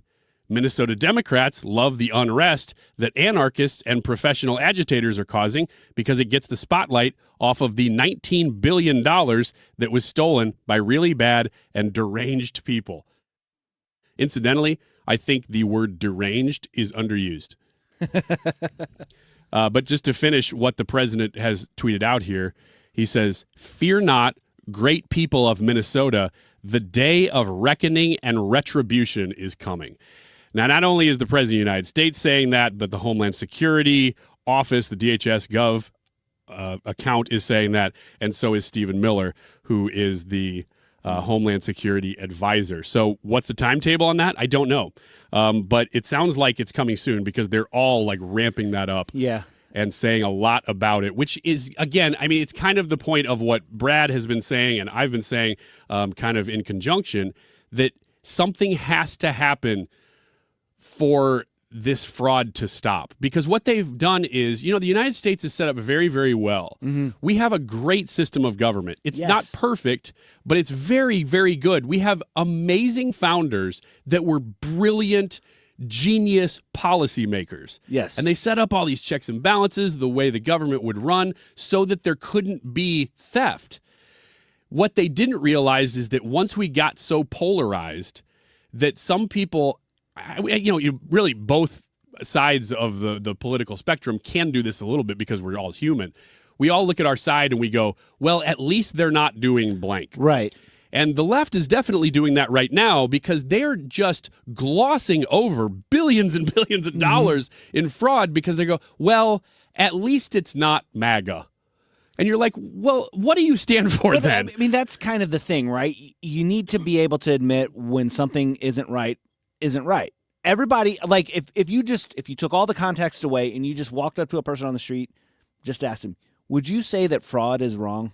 The overwhelming response is going to be yes. Is theft bad? Yeah. Yes. There's not going to be, well, I guess it depends on who's doing it. Right. And yet we've gotten to a place where even if you ask somebody who is like a super far left, ICE protesting, blue hair, whatever, like the picture that you have in your head of like the farthest left progressive you can have. If you ask them that same question, Brad, you're exactly right. Is theft okay? They're going to say no. But they also think, you know what, though? Comparatively, I'm willing for my leaders to be able to take, in President Trump's words, $19 billion and just steal it and spread it around for the cause that I believe in because the cause is that important. And I just hate that we're there. It drives me crazy that, and I'm not saying like I'm perfect about this or anybody else is, but I just think that there are times where we're willing to make corrections. I literally am doing it in this segment. We're willing to look at our own side and say, I stand for something bigger than just like red, blue. Right. And so if my side did something that I don't like, that was really egregious, and this isn't a great example, but I don't love the credit card executive order that President Trump just signed. It's not like the worst thing in the world. Right. It's just, I'm willing to look at my side and go, I stand for something a little bit different than that. I'm going to call it out. It's not a conservative value. Like if I knew that the president of the United States or the governor of a red state, my favorite state, whatever that would be, was laundering money, I would say that has to stop. And yet I just don't feel like the left is doing that here. And that's really disingenuous. And it really shows a lot about character and morality that you're not willing to call it out. And of course, people are going to go, well, you don't call out Trump for this and that. Well, it's because we don't necessarily see those things the same way. But this is blatant. Right. This is something that soon I think we're all going to know is happening. Governor Tim Walz has already announced he's not running again. The trap is of set. failure. And I think real soon we're going to all be able to see, yes, they did know. And they're being prosecuted now because they knew, and they actually encouraged these things. I mentioned a couple days ago that the James Comer hearings that they had with Tim Walz, one of the things the whistleblowers were saying in those hearings, which kind of got overlooked because there was so much going on that day, I think that was like right in the wake of Venezuela and Iran, is that the whistleblowers were saying in the government departments themselves, they had an internal memo that went out that said, stop calling fraud, call it overbilling. Now, when that's happening, that's bad. You can't just go, oh, they didn't even know. Of course they knew. They had an entire department. They changed the language, and they had an entire department that was set to go after, quote unquote, overbilling. But instead, what it did was it went after people that were going after the overbilling. Mm-hmm. They basically made it into a mob, like a mafia type situation where, oh, you're going to come after us? No, we're going to use our power to come after you. Mm-hmm. And we know that it's happening, and we want to stop you from stopping it. That's how bad it was. Let's just acknowledge it. Let's just acknowledge it and then end it and then continue to end it because it's happening everywhere. Wait, and if you're a Democrat, you would have to look at that and say, if this is true, would our party not be better without these people in it? Yeah. Yeah. But what it says about you as a voter is, no, you're actually okay with it because what you consider to be bad is so much worse than even provable fraud that you're willing to overlook that because it's on my side. That's almost becoming like religious dogma at that point. It's not just a worldview. It's like you're willing to overlook plain crap just for the sake of sort of insulating yourself in your worldview. Anyway, we're going long. Let's take a break. One more segment, and then we're going to talk to Taylor Riggs about the economy. I really like her. She's the host, or co-host of the Big Money Show on Fox Business. It's been a while since we've had her on. Yeah, she had maternity leave. Lucky me. I get to be the host when Taylor Riggs is on. Well, that's coming up here in this hour here on the Annie Fry Show. Annie will be back hopefully tomorrow when she gets her voice back. Got to be the most pretentious thing. St. Louis, laugh it up with Jimmy Fallon live at the Factory on January 24th. From national radio to sold-out comedy clubs, Jimmy delivers fast, fearless stand-up that hits home. The only ones raising tough kids anymore. The redneck babies are going to take on ISIS. The hipster babies are going to battle the evil forces of gluten. You know what I'm saying? Grab your friends and get ready for a night of laughs. One show, one night only. Don't miss Jimmy Fallon January 24th at the Factory. Get your tickets now at thefactorystl.com. That's thefactorystl.com. Attention, Missouri baby boomers. The Give 5 program wants to connect you with volunteer opportunities that fit your skills and passions. Learn how you can lend a helping hand and bring positive change to those who need it most in just 5 hours a month. Signing up is easy. Just attend our next free class in your local community. Visit our website at MissouriGive5.org to find a class near you. Brought to you by Missouri Area Agencies on Aging. Did you know replacing old vinyl windows with more vinyl windows might not be the best choice? Hi, it's Kim, and I'm here to tell you about Infinity from Marvin Windows because these fiberglass windows, they're energy efficient, they're beautiful, and they're custom built to fit your home perfectly. The team at Lakeside Renovation and Design just makes the process so easy. I love the fact that they even offer a lifetime workmanship warranty. Look, if you're tired of drafts, high energy bills, or maybe hard to open windows, now's the time to upgrade. Visit windowsbylakeside.com to schedule your free consultation today. The team at Ricken Financial want to help you make educated and informed decisions about your retirement strategies. Why not rely on individuals who can optimize your thinking and optimize your plan and optimize all the resources and show you what's all available to be able to make a truly informed decision? Call Ricken Financial today, 314-207-6211 or online at rickenfinancial.com and join us for Kickin' with the Rickens Sunday at 1 p.m. here on 97.1 FM Talk. Investment advisory products and services made available through Impact Partnership Wealth, LLC, IPW, a registered investment advisor. I know that hiring can be challenging. You sort through tons of resumes and you get too many so-so applicants. You're just waiting for someone to match your role perfectly. Well, now, there's a place where you can meet them fast. ZipRecruiter. Need to hire right away. Start your search for strong candidates. The right fit awaits. Build your team, build it sooner. Meet your match on ZipRecruiter. Just head to ZipRecruiter.com/radio right now to try it for free. And you're on your way to meeting your match. 4 out of 5 employers who post on ZipRecruiter get a quality candidate within the first day. So try it now. Go to ZipRecruiter.com/radio. Once again, that's ZipRecruiter.com/radio. Meet your match on ZipRecruiter. Try it free. Well, today's YouTube live chat poll, how often do you get sick? We want to know. Is it never, once or twice a year, once a month or so, or I think I'm always sick? Jump on Annie's YouTube page and vote in the poll. Leave us a comment on that, and we might read that comment on air. Also, we are giving away Jimmy Fallon tickets. He's going to be at the Factory. You still have a chance to win those. That hasn't happened yet. When do you tell him? Ryan wants me to tell you when it's going to happen. He can't help himself. It is going to happen in the show, and it's going to happen in the 2 o'clock hour. More specific. No. Like right at 2. No? I'm not going to say when specifically it is because I feel like that's cheating. Between 2 and 2:10. It'll be somewhere in the 2 o'clock hour. So keep your ears on the radio. Come back for that. Listen for that. Stay right here. We're going to have Taylor Riggs here in a little bit. And the time is 1:37. This time check is brought to you by Jerry Kelly Heating, Air Conditioning, Electrical, and Plumbing. It's time for a $98 furnace tune-up.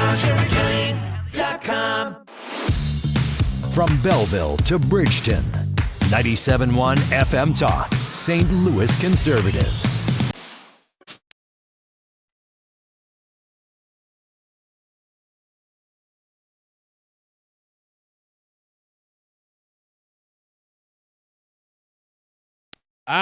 What to discuss here. We got Taylor Riggs coming up, so we're not going to go real long here. I want to make sure she has time. But Brad, let's spin the wheel here. Do you want to talk about the YouTube live chat poll, or do you want to talk about the 10th Amendment? Let's talk about the 10th Amendment. Ooh, okay. All right. So the 10th Amendment, and this is some of this is pulled from Peter St. Onge. He is I think he's a radio host. He's certainly no relation. No relation to Kim St. Onge. And by the way, I did talk about this on the Mark Cox Morning Show on yesterday. But he was looking into the 10th Amendment and what's expressly listed in it, and it got me to looking at it because I thought, oh, that's very interesting, because his claim was that the 10th Amendment, and it's true because I looked up the 10th Amendment, is that the federal government can only do things expressly listed in the Constitution. You love this. You're a Constitution guy. Yeah, so is it the annulments clause? Not the annulments, the establishment clause. Not the establishment clause. It's the clause, it's like annulments clause, I think. You're doing a good job. I think is what it's called, where it's like these are the duties assigned to the federal government, and everything not mentioned here is the job of the states. I like that I'm like, Brad's a Constitution guy, as if I'm like, I don't care about the Constitution. Yeah. Of course I do. Ryan hates the Constitution. I don't know if you know that or not. But yeah, the 10th Amendment says the federal government can only do things expressly listed in the Constitution. So there's no gray area. That's the entire 10th Amendment. It's not very long. Right. Is just, you can only do what we've said here. Yes. And that's it. And by the way, here's what we've said here, short list. Mint gold and silver coins, not paper money, by the way. Establish citizenship rules. That's a big one. Yeah. It's a pretty big one now. That's federal government. Do post offices and postal roads, not other roads, just postal roads. Handle bankruptcy, counterfeiting, and piracy laws. Okay. That would include some money things there too. But that's what it says. Patents and copyrights. Regulate commerce with foreign nations, between states, and with native tribes. And this isn't just talking about the president. This is talking about what the federal government can do at all. Declare war, maintain Army, Navy, and militia. Establish lower federal courts. And last, exercise authority over just Washington, D.C. That's it.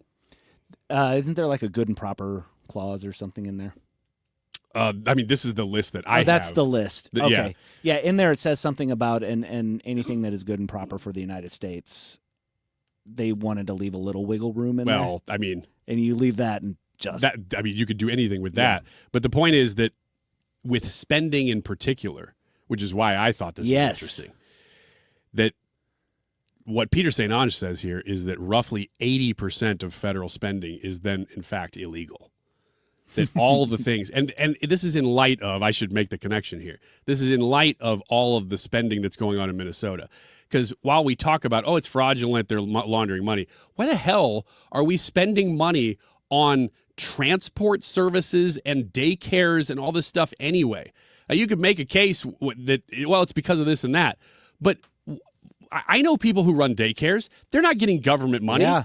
Why are some daycares getting government money? Oh, it's because of the clientele and their bracket of income. Well, whatever it is, it has gotten way out of hand. That's not something that we should have. I mean, other things that are not mentioned in there, things like establishing a social safety net, providing health care for the people. None of that's in there. None of that's in there. And if it's not in there, that's not the federal government's area. Yeah. It's the state's area. The ball of twine and the tendrils are wrapped so deeply around all these things that I'm not saying that like one lawsuit could fix it. But I am saying that someday somebody's going to make a really good case for why the 10th Amendment has been completely ignored, and it'll go to the Supreme Court. We're going to take a short break because Taylor Riggs is up next, co-host of the Big Money Show on Fox Business, and we want to give her plenty of time. So we'll be right back with Taylor Riggs.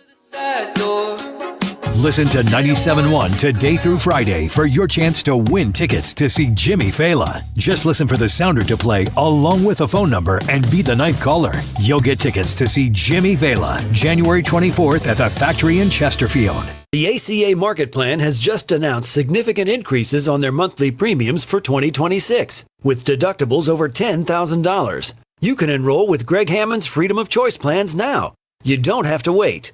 One of their plans lets you use any doctor, has zero outpatient deductibles, and it's 30 to 60% lower than most Obamacare plans. Other options are full coverage PPOs with national networks, copays, and 100% annual preventative care. Also, there's no income disclosure required, so no potential tax penalties. If you pay for your own health insurance, you're uninsured, you're on COBRA, or your employer coverage is just too expensive, call Greg, and they'll provide all available options.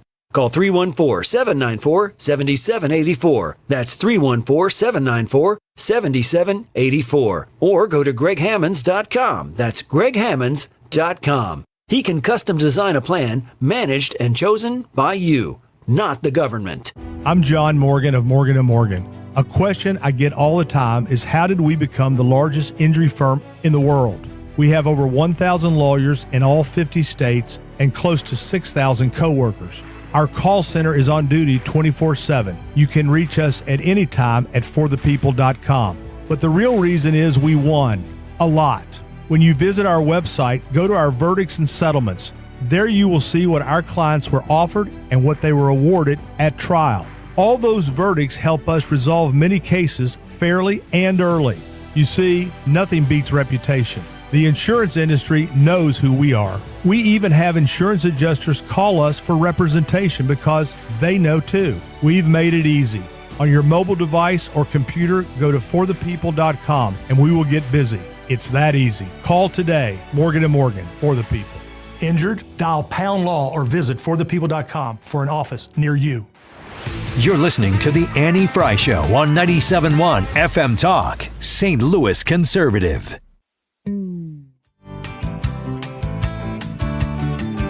I'm very optimistic. More new highs, good GDP, closed southern border. Joe, I'm with you on all those positives. I'm not disputing any of those. And the inflation number is one more reason to be optimistic. I think 2026 is going to be a very good year for the economy and the markets. Well, it is my great privilege to be able to talk to Taylor Riggs, co-host of the Big Money Show on Fox Business. Thank you so much for being here, Taylor. Oh, thanks for having me. I always love when you're on the Annie Fry Show, and then lo and behold, I get to host the Annie Fry Show and talk to you myself today. So awesome! Really excited about that. So let's start with the GDP. That seems to be a bright point. It's like whenever I see people talking about it in the positive and nobody coming back against it in the negative, I think, oh, that must be going well. Yes, and I think people at home are looking at us and thinking, well, what does high GDP mean for me? What is GDP? I will say it is a good thing. GDP is growth. It means the economy is roaring. It means that people are making profits and money so that they can hire, they can invest, they can build a factory. Growth is one of the best indicators of moving from the lower class to the middle class, moving from the middle class to the upper class. High GDP growth means that there is work, right? And I think that you and I could agree that there is dignity in work. There's dignity in having a job. So far, the economy looks really good.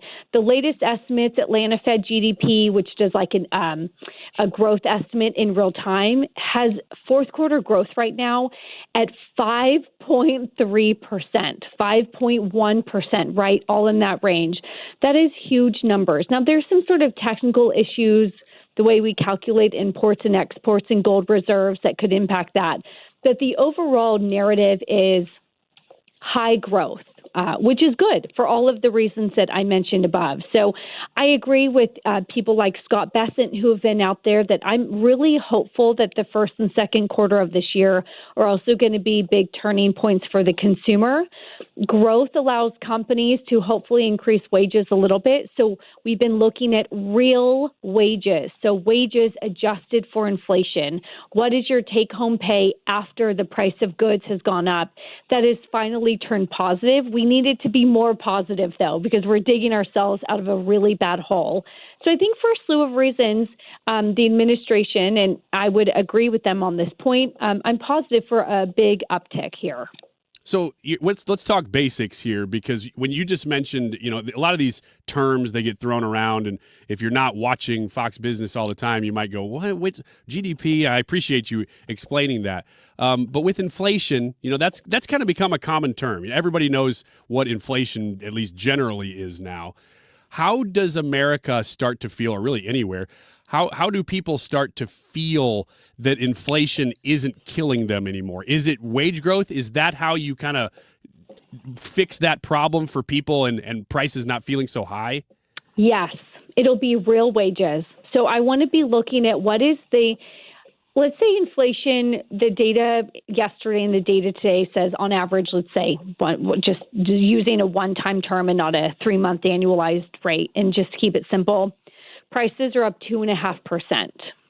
Okay, well, I need to make sure that when I go to my boss for a raise, I'm getting more than 2.5%. Right. I want to make sure that maybe my boss is going to give me a 3 or a 4% raise, so that my money in my pocketbook is going up faster than what the items at the grocery store are seeing an increase in price, or what my rental increase. When my landlord comes to me and says, we're raising your rent, I want to make sure that the wage I'm getting from work is going up faster than that. So in sort of really, really big basic terms, that's it. And as I mentioned, it is positive, a couple percent, but we just had prices go up 22% in the last couple of years. So me as a consumer, I still feel like I'm in the hole. I don't care that this year my wages are positive. I care that in the last 5 years, I still feel poorer. I still go to the store and I feel sticker shock. That is going to be this administration's biggest problem. I'm, of course, sitting here in New York City, where we're seeing a big wave of affordability from extreme left, far left candidates who are talking about how socialism and communism is going to be the solution. So you've seen the administration come out with different economic proposals that you and I could debate and disagree on a 10% cap on mortgage rates, or on credit card rates, and trying to cap mortgage rates by having Fannie and Freddie add mortgage-backed securities to their balance sheet. All of this is the administration is trying to, I think, tell the American people they're really focused on affordability and trying to bring costs down. Yeah. Taylor Riggs is the co-host of The Big Money Show on Fox Business. Taylor, how do I, as an example, get a huge raise? Merit. We are bringing meritocracy back to this country. You're going to get a raise because you're going to outwork the person next to you. You're going to show up earlier. You're going to stay later. You're going to work harder. You're going to be smarter. You're going to be better. I'm so hopeful that meritocracy is coming back. And with AI and improvements in productivity, your boss is going to be able to save money elsewhere, and they're going to go to you and they're going to say, we're going to give you a little bit of a raise because we believe in productivity and we also believe in hard work. Meritocracy is coming back. That's great in theory. I don't know if you know me. I'm not going to do any of those things. But I think a lot of people do appreciate that, though.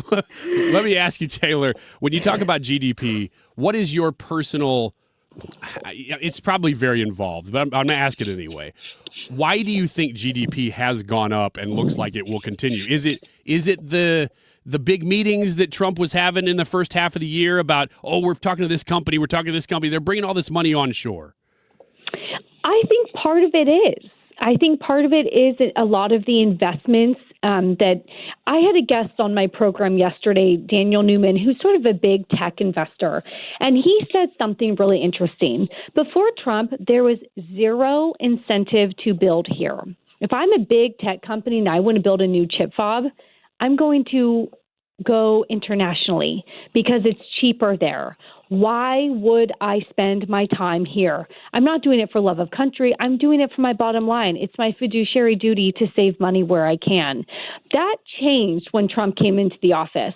We could argue about if he should be using it as a bully pulpit, if he should be negotiating with these companies out of the public spotlight. Either way, on the Truth Social or an X feed, when he's yelling at people to build in America, they actually finally have an incentive now to say, okay, fine, I'm listening. Let's talk about it. Now, how you make that permanent, which they did in July 4th, the big, beautiful bill that is now law. There are a lot of provisions in that I agree with that are going to help incentivize people to build and invest and grow here in America. 100% immediate expensing for factory equipment and, yes, factory floors. We could talk about making permanent lower corporate tax rates, which we could argue should be lower so that companies can pay you the higher wage that you want. We could talk about on an individual basis the taxes that were extended and made permanent, and maybe the no tax on tip, the no tax on overtime, the no tax on Social Security. I cannot tell you how many people have come to me, whether it's people that are just trying to get by working in my building, for example, and they say, I want to work on Christmas and New Year's because I want overtime because I know that my overtime won't be taxed. And that's a little thing that makes a big difference in people's lives. Or the restaurant worker who is saying, I don't want to be taxed on this tip. That makes a big difference in my life. And so I think those are real tangible things that people can point to, policy, supply side policy issues that are working so far, and I believe will continue to work, and you'll see those numbers in GDP. I think businesses finally realize this is a pro-growth administration, not an administration that hates revenue and hates profit. Yeah. This is an administration that wants to see growth, and they want to help us grow along with that. I'm glad you mentioned that because I hadn't really thought about that aspect of it, because I always think about these big companies, Apple and all these international names and stuff. But I'm a small business owner. I mean, I do investments in real estate and other random stuff. And in that sense, I am a part of the economy, and I either am going to invest more or less based on what I think is happening in the economy. And there's a lot of people like me who are looking at things in the big, beautiful bill, which you were just talking about. And I'm not a server, so the tip thing isn't going to affect me. But I am looking at things in the big, beautiful bill that are very business friendly, and it makes me more excited to invest. And I would have to think that there's a lot of people doing that. Yeah, my dad's a small business owner too, and I don't want to get out over my skis here because he's a lot smarter than I am. But some of the changes to S Corp or the C Corp rules that went on, and I mean, my dad came to me and he said, if they don't extend the 2017 tax cuts on this one provision, he's like, we will go out of business. This is mandatory for small business owners. And what about maybe the people that you employ or the people that my dad employ who maybe want the bonus or the overtime, and now that money isn't taxed? Basically, I'm excited that this is a administration that wants to just put more money in your pocket. I firmly believe I am a better steward of my money than the government is. If the government lowers my taxes and gives me my money back, I'm a better steward of that money. I am a better decider as the head of my family where that money should go, where that money should be invested, how I should spend that money. When you get this big government socialism and big government telling me where they need to invest the money on my behalf, where they think my good hard-earned dollars should go because they're a better steward of my money than I am, I don't like that. I already have to work 6 months out of the year before I finally get a return on my money because our tax rates, I know in my high tax state, are all about 50% once you calculate all the extra things in. And I believe that this is an administration that wants us to keep more of our money. You are a business owner. If you get to keep more of your money, you will decide based on your skill and your expertise where your money should go. Exactly. Economics 101, and yet it seems like it's so hard for so many people to grasp in the United States Well, right I'm now. in New York City, so we could talk all about this and my new mayor, but I don't think we'll do that. Taylor Riggs, co-host of the Big Money Show on Fox Business. Really appreciate I love it when you come on the show, so thank you so much. My pleasure. Happy to anytime. All right. Have a good new year in 2026, and hopefully we will talk to you soon. Taylor Riggs, again, co-host of the Big Money Show on Fox Business, at Riggs Report on X, if you'd like to follow her. One of the things, boy, if we had more time, I wanted to ask her about was the difference in employment numbers. Because whenever you see the employment numbers come out, right now people are going, oh, these are pretty rough. Well, it's because if you look at a graph of the number of government jobs in the United States, it has dropped precipitously. At the same time as the number of private sector jobs has risen at almost the exact same rate. So your unemployment really doesn't look like it's changing, but it's private investment, it's private money, it's private jobs that are not government jobs that are driving this new economy, and that is very exciting. But it doesn't get reported a whole lot. I just wanted to mention that before we got to the top of the hour here. We're going to talk a little bit about the YouTube live chat poll coming up, and probably I think we're going to talk about Scott Adams a little bit, who passed away yesterday, or at least it was announced yesterday. I think he actually did pass away yesterday morning. And some interesting spiritual messages he had as somebody who had lived as an atheist his entire life. We'll talk about that next here on the Annie Fry Show. Humor me and tell me lies. Yeah, humor me and tell me lies. Are you nearing retirement and wondering if you're truly prepared? Sue Thomas here. And when it comes to retirement planning, keep in mind Financial and Tax Architects, FTA, has helped families all across St. Louis plan to retire with clarity and confidence. FTA specializes in creating tax-efficient retirement strategies, showing you how and when to claim Social Security, and building an income plan designed to last as long as you do. Now, they have a Retirement Planning 101 class. It is eye-opening. It's 2.5 hours. It's offered on campuses of colleges throughout the area, no cost or obligation, but you're going to learn how to avoid costly mistakes, reduce unnecessary taxes, and make your money work smarter in retirement. Call 314-888-5101 or visit fta-ria.com to reserve your seat today. Space fills quickly, so don't wait. Take that first step toward a more confident retirement. Are you 50 or older? This news is for you. The CDC recommends you get vaccinated against pneumococcal pneumonia. Even if you're healthy, your age puts you at risk. People 50 or older are over 6 times more likely to be hospitalized with pneumococcal pneumonia compared to adults 18 to 49. Just one shot can help protect you. Learn more and schedule at vaxassist.com. That's VAXassist.com. Sponsored by Pfizer. As a mom, comforting my family is what I do best. Vicks Vapor Stick provides soothing, non-medicated Vicks vapors in an easy-to-apply stick, and it dries fast, so there's no mess. I use it to comfort myself and my family. Thanks, Mom. Vicks Vapo Stick, soothing comfort for the whole family. And try Vicks Vapo Shower Max for steamy Vicks Vapors when you need more comfort for yourself. Use this directed. KFTK FM Florissant from the Kaufman Townsley St. Louis's Injury Lawyers Studio. Call 314-777-7777. That's 314-777-7777. What Iran says is happening in Iran. I'm Lisa Brady, Fox News. The Iranian foreign minister is blaming protester deaths on terrorist cells, suggesting government forces have had to act in self-defense. When terrorist elements led from outside, entered these, protests and started to shoot, police forces, police officers, and security forces. Foreign Minister Abbas Araghchi also suggesting it's part of an Israeli plot to prompt intervention by President Trump. That interview airs at 6 p.m. Eastern tonight on Fox's Special Report with Bret Baier. Yesterday, Iran's exiled crown prince told Fox people are fed up with the regime and want freedom. Human rights groups say thousands have been killed in a government crackdown on protesters. Some personnel are being advised to leave a key U.S. base in Qatar by tonight as a precaution as President Trump considers next steps. ICE operations can continue for now in Minnesota.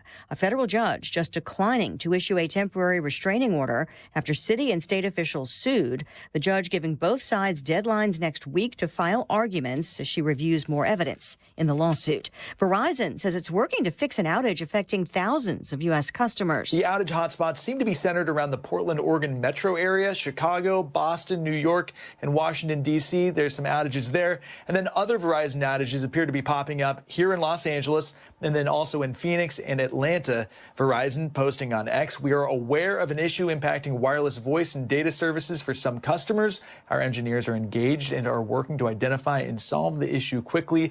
We understand how important reliable connectivity is and apologize for the inconvenience." Fox Business's Max Gordon not clear yet if reported issues with other carriers might be connected.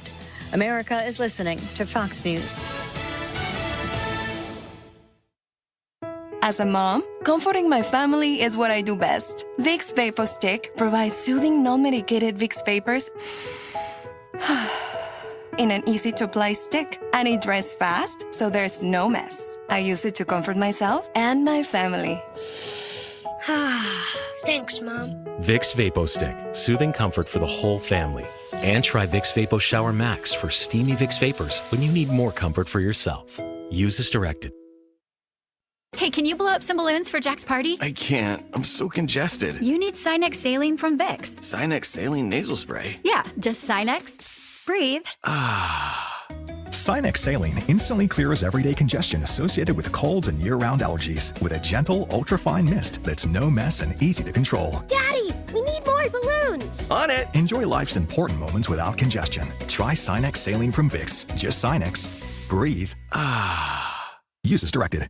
Air Comfort Service, heating, cooling, and insulation. Weather. That northwest flow is back, and we've got a little bit of a shock to the system over the next several days, especially this weekend. Clearing skies going through the afternoon. It's chilly out there. 32 by late today. Tonight, clear and cold down to 18. Thursday, sunny and cold, 32. Friday, partly sunny, 42 degrees. High temperatures in the 20s over the weekend. This is 97.1 FM Talk. Chief Meteorologist Dave Murray. Hey, it's your radio buddy Jimmy Fallon, and dig this, I am coming to the loo. Call now to see Jimmy Fallon. 314-241-9797. That's 314-241-9797 to see Jimmy Fallon at the factory on January 24th. Be the 9th caller now.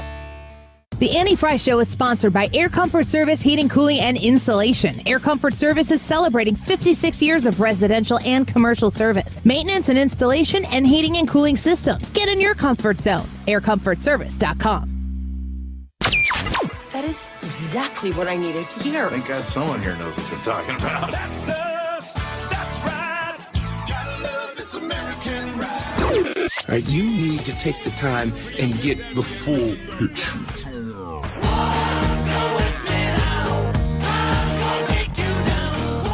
Oh, yeah, this is the moment you have been waiting for. Don't get me wrong, I love the ladies. I mean, they rev my engine, but they don't belong in the newsroom. Annie's out. Ryan and Brad are in. Goodness sake, kid. Keep your voice down. Your father's listening to the radio. This is the Manny Fry Show. Yeah, we're having fun today. It is getting cold, though. Man, it's been a really nice January so far. But like Dave Murray just said, it is going to be in the highs in the 20s this weekend. And then next week kind of bounces back up into the 40s again, which it is today, a high of 47 today. That may be happening right about now.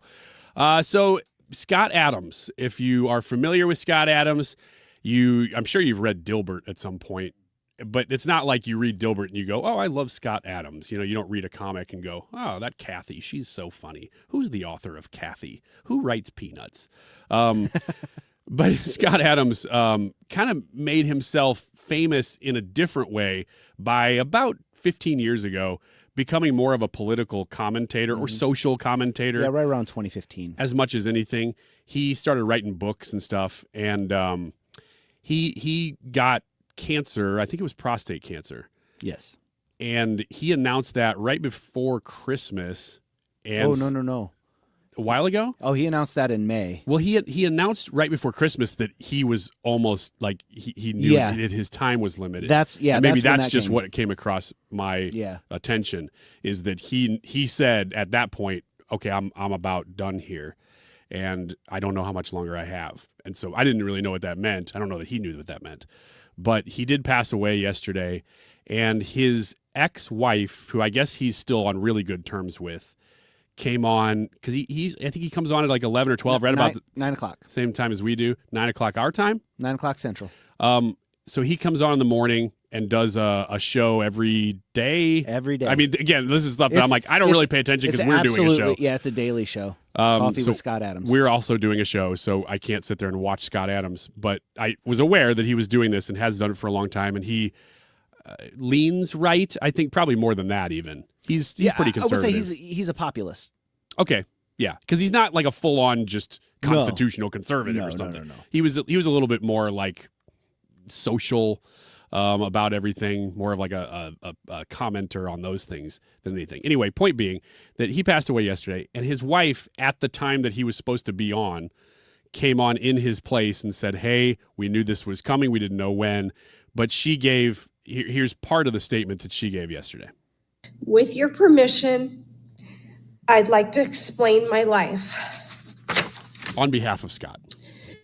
For the first part of my life, I was focused on making myself a worthy husband and parent as a way to find meaning. That worked, but marriages don't always last forever, and mine eventually ended in a highly amicable way. I'm grateful for those years and for the people I came to call my family. Once the marriage unwound, I needed a new focus, a new meaning. And so I donated myself to the world, literally speaking the words out loud in my otherwise silent home. From that point on, I looked for ways I could add the most to people's life, one way or another. That marked the start of my evolution from Dilbert cartoonist to an author of what I hoped would be useful books. So there you go. That's just a little bit of what I was trying to say. She said it much better about his life and how you might know Scott Adams. So I think this was on New Year's Day. Scott Adams came out, and he had always been an agnostic or atheist, not a believer in Jesus for sure, right, and a believer in nothing, really. And he said this in light of his impending death. He came out and gave this statement on New Year's Day.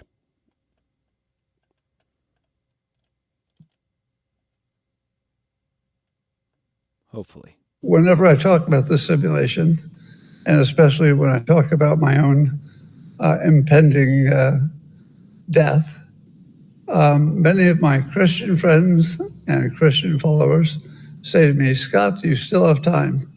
You should convert to Christianity. And I usually just let that sit because that's not an argument I want to have. I've not been a believer. And but I also have respect for any Christian who goes out of their way to try to convert me. Because how would I believe you believe your own religion if you're not trying to convert me? So I have great respect for people who care enough that they want me to convert and then go out of their way to try to convince me. So you're going to hear for the first time today that it is my plan to convert. So I still have time, but my understanding is you're never too late. And on top of that, any skepticism I have about reality would certainly be instantly answered if I wake up in heaven. I do believe that the dominant Christian theory is that I would wake up in heaven if I have a good life. Yeah, I don't necessarily have to, state something in advance. And so, to my Christian friends, yes, it's coming. So you don't need to talk me into it. I am now convinced that the risk-reward is completely smart. If it turns out that there's nothing there, I've lost nothing. But I've respected your wishes, and I like doing that. If it turns out there is something there, and the Christian model is the closest to it, I win. So with your permission, I promise you that I will convert. So a couple of things. First of all, this was like 13 days ago, and he's obviously about to die, and he goes, "I'm gonna do it." And I'm thinking when I'm hearing this, hey, you should probably just go ahead and why wait? Just go ahead, don't wait. But he says one other thing in there that he says, as far as I understand it, it's a little unclear, but I think what he said is, if I live a good life, I wake up in heaven, or that's what the Christian message is. Well, that's not what the Christian message is, just to be clear. The Christian message is really your life does have consequences, but what you believe is what either gets you into the gate or does not. Mm-hmm. And Christ did all the work. I mean, this is the basic gospel I'm telling you here, that Christ did all the work. You say yes to him or you say no to him. And that's basically what the key is to either heaven or hell. Beyond that, so put that stuff aside. What I find fascinating about what he's doing here is he does not seem to be having any sort of what we would call a heart conversion. He is having a purely mental, logical conversion, if you want to call it that. Well, and so Brad, as a pastor, I thought this would be a good question to ask you. What does this mean? When you hear this, what do you think? Well, here's the thing. I was an avid Coffee with Scott Adams listener before I started on the show. Okay. So that gives me a little bit more insight to who he was as a person, his kind of attitudes and stuff like that. But I will say this, as a pastor, we don't know. We can't know. Even if a person says, the Bible talks about, there will be people that will come to me saying, Lord, Lord, and I will tell them, depart from me, you workers of iniquity, I never knew you. We don't know a person's heart. We also know that the thief on the cross looked at Jesus and said, hey, remember me whenever you enter into paradise. And he's like, you're going to be with me. So what is it? I mean, can there be a last minute? It doesn't get much more last minute than that. And what I know from Scott Adams, he is a mental, logical thinker. His thing is persuasion. And so when you listen to that, and I listen to what I hear somebody who has a persuasive mindset being persuaded into this argument. He says the risk versus reward. That is Scott Adams' mindset thinking. That is who he is as a person.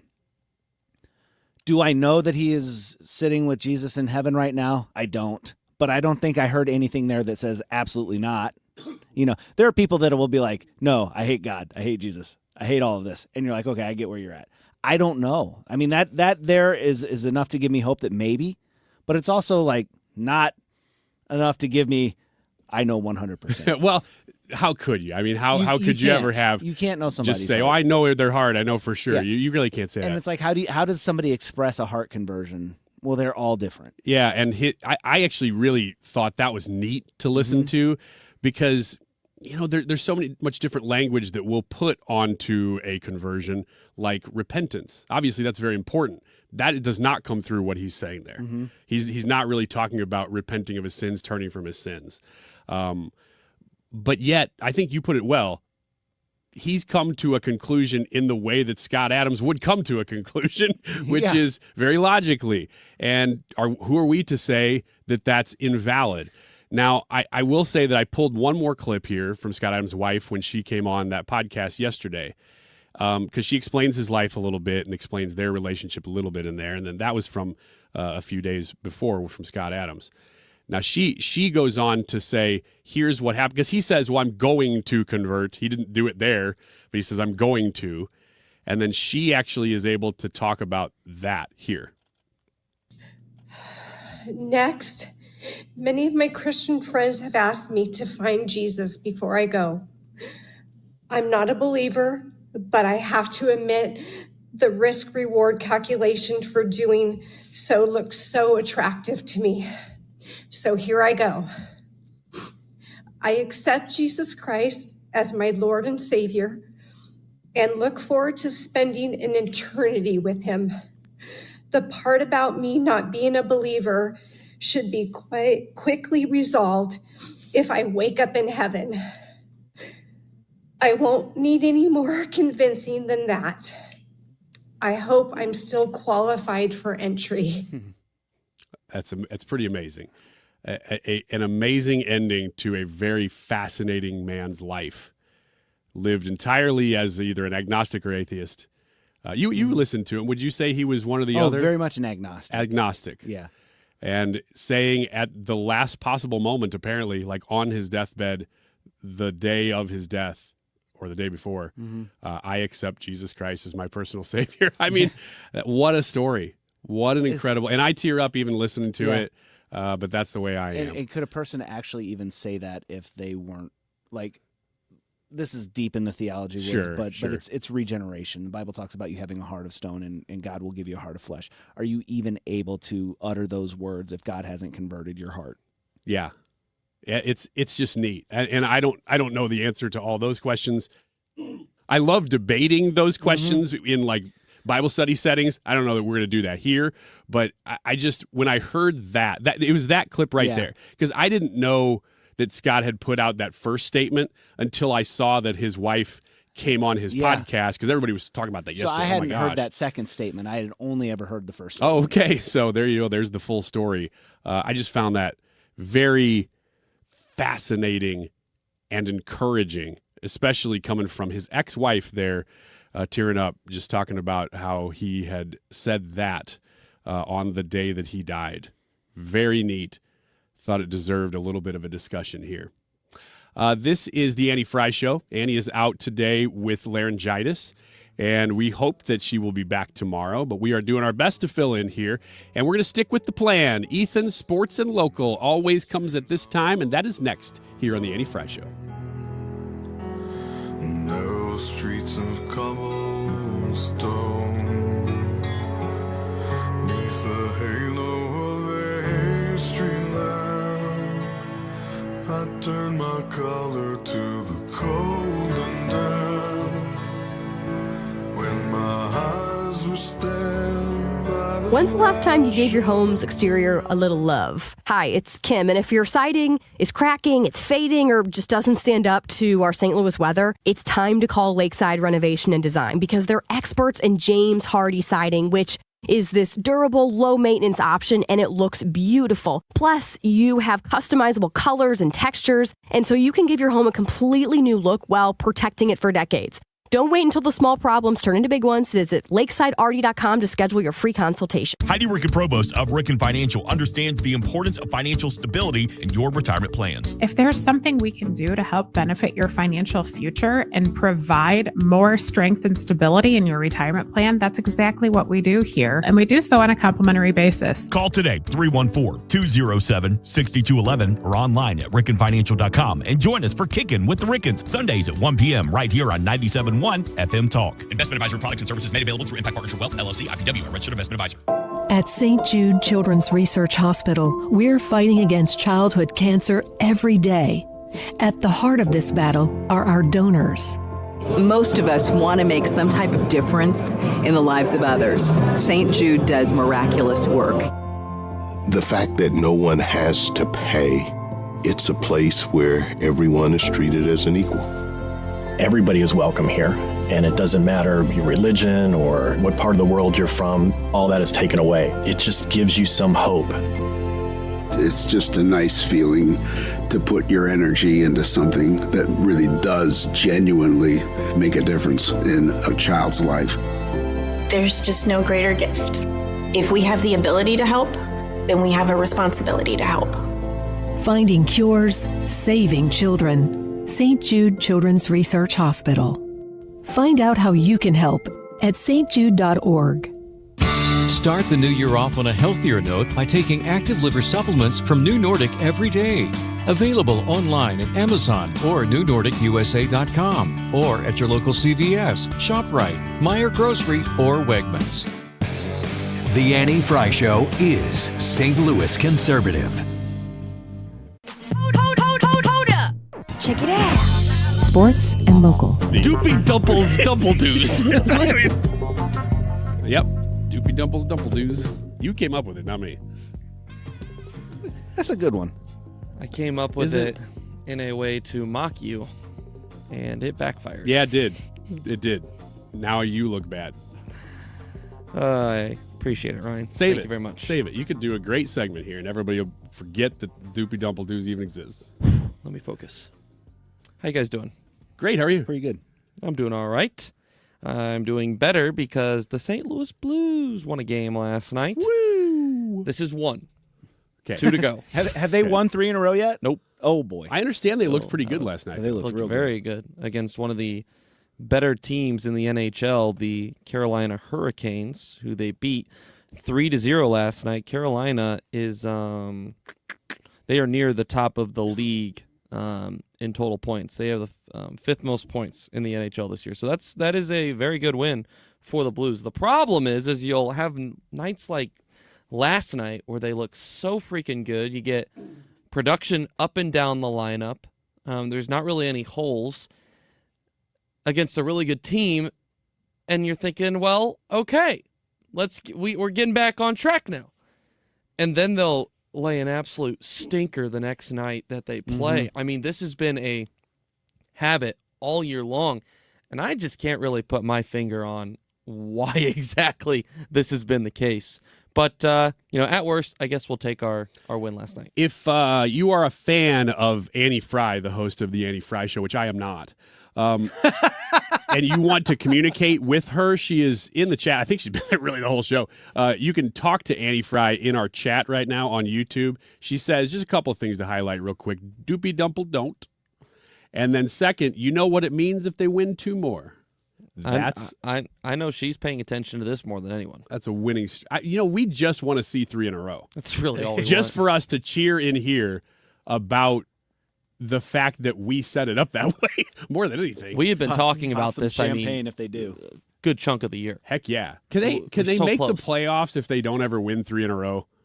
I mean, that has to happen at some point if they're going to make it, right? Yes. Are they still a contender? So. Yeah. They're still right there, right? It's amazing because they haven't been good at all. It is amazing because it used to be in the old days of the NHL when I was growing up, you could have a stinker team still make the playoffs pretty easily. But the league has expanded and changed enough that it's harder. Now, it's still not impossible, but it's harder than it used to be. But we are so down on the Blues, and they very well could sneak into the 8th spot. They are 18, 21, and 8. Amazing. They have lost 29 games. They have won but 18. They've lost so many in overtime. 29. They are 0-8 in overtime, I think, still. If you think about that, though, what would their record look like if they had won half of those overtime losses? I mean, they'd probably be in a playoff spot right now. And they'd be one of the better teams in the league. They are currently 5 points out of a playoff spot, which, I mean, that's 5 points is more than I was thinking. That's ground. Yeah, well, it was only 1 or 2 last week, and then they lost 3 straight. They certainly know how to, the losing streaks. They have that part down. Get that one down. Oh, we don't. Yeah, we don't it's talk not about the that. Streaking that is an issue for the Blues, and we all love streaking. It is the winning streaking that is an issue for the St. Louis Blues. Learn how to streak. Learn how to streak winning fashion, and know your role. Know if you're the kind of person who can streak or not. Thank you. Everyone, I think, would support it if it was in winning fashion. Right. Or the right kind of body. So they are. It is a Manny Fry show. They're 5 points out. There's several teams in between them. So, they have work to do, but, it could still happen. There's still a lot of season left. I mean, we just hit the halfway point, I think, last week or in the last week and a half. So can I just yell at the NHL for a second? Release your fall schedule earlier because me and my boys are trying to make a guys trip for the fall, and you got to wait till like July to know when the NHL games are, and it's making it very hard on us. Who you want to go see? We want to go see the Blues somewhere. Somewhere. Yeah, we don't know somewhere where. Else. We got to wait till see the schedule. Boston. ideally, you'd love to go watch them streak somewhere. On like a winning streak. Yeah, Okay. yeah, of course. What other kind would I be don't know. insinuating? You want to go watch them streak is not usually how you'd say that. Well, we come up with all kinds of creative ways Monkeys. to say things here on the Manny Fries show. I'll get to that in a second. Okay. Slow down.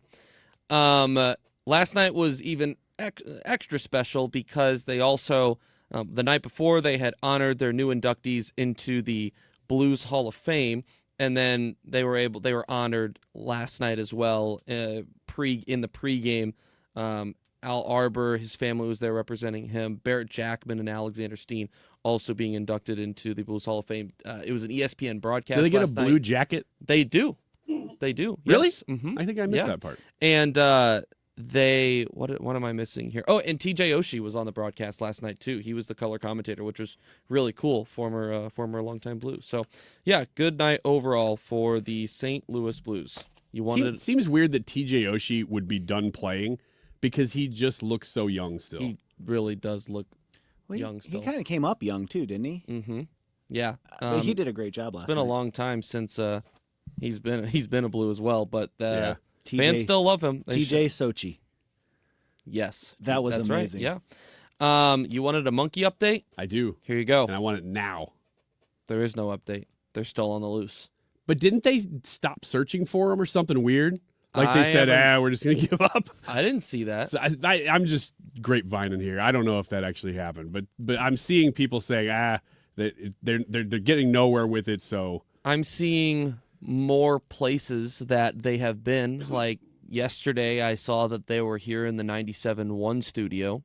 That's not true. That was AI. Yeah, last night, Matt Pauley shared that they were in the Camo X studio. So also probably not true, although I don't know.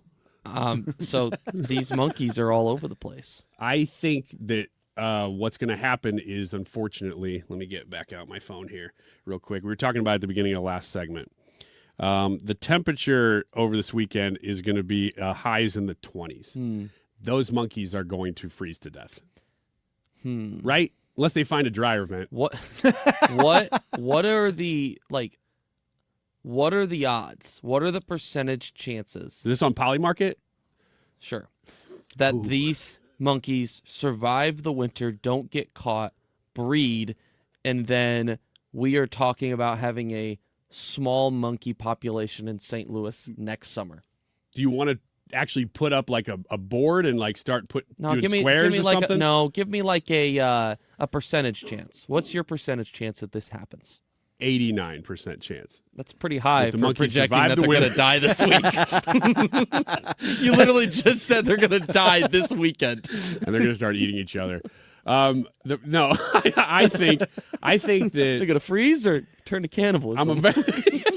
Nobody knows how they react because we've never seen them in captivity. This is science. This is the science. We don't know how a monkey reacts. We've never seen these things before. This is all a part of a social experiment to see what happens to monkeys when released in a urban environment, to see if they can survive a winter. So this was intentional. This was intentional because we still, as far as I understand, we have no idea where these came from because it wasn't the zoo. We don't. I just assumed the first time you read it that it was the zoo. It is not. I mean, it's just monkeys. Like they just showed up. So technically, Do we have this pictures of them? hypothesis is just as good as any. Do we have pictures, photo I evidence? didn't have a hypothesis though. Because if it's just like eyewitness reports, it could be somebody that misidentified monkeys, but we actually have pictures of them out running around. And goats. Monkeys and goats. Ryan's done so. Because you know who would do something Dunzo. like that? Like, you know what I He's saw? gone. I saw Bigfoot, and it would have been Ryan. But there's multiple news outlets reporting on it. I'm just saying. That they'd be like, you know what this one guy said? He said there's now all these exotic animals, so let's do a story on it. What if it's the government? Maybe it's the government. Everything's the government. Yeah, that's a good point.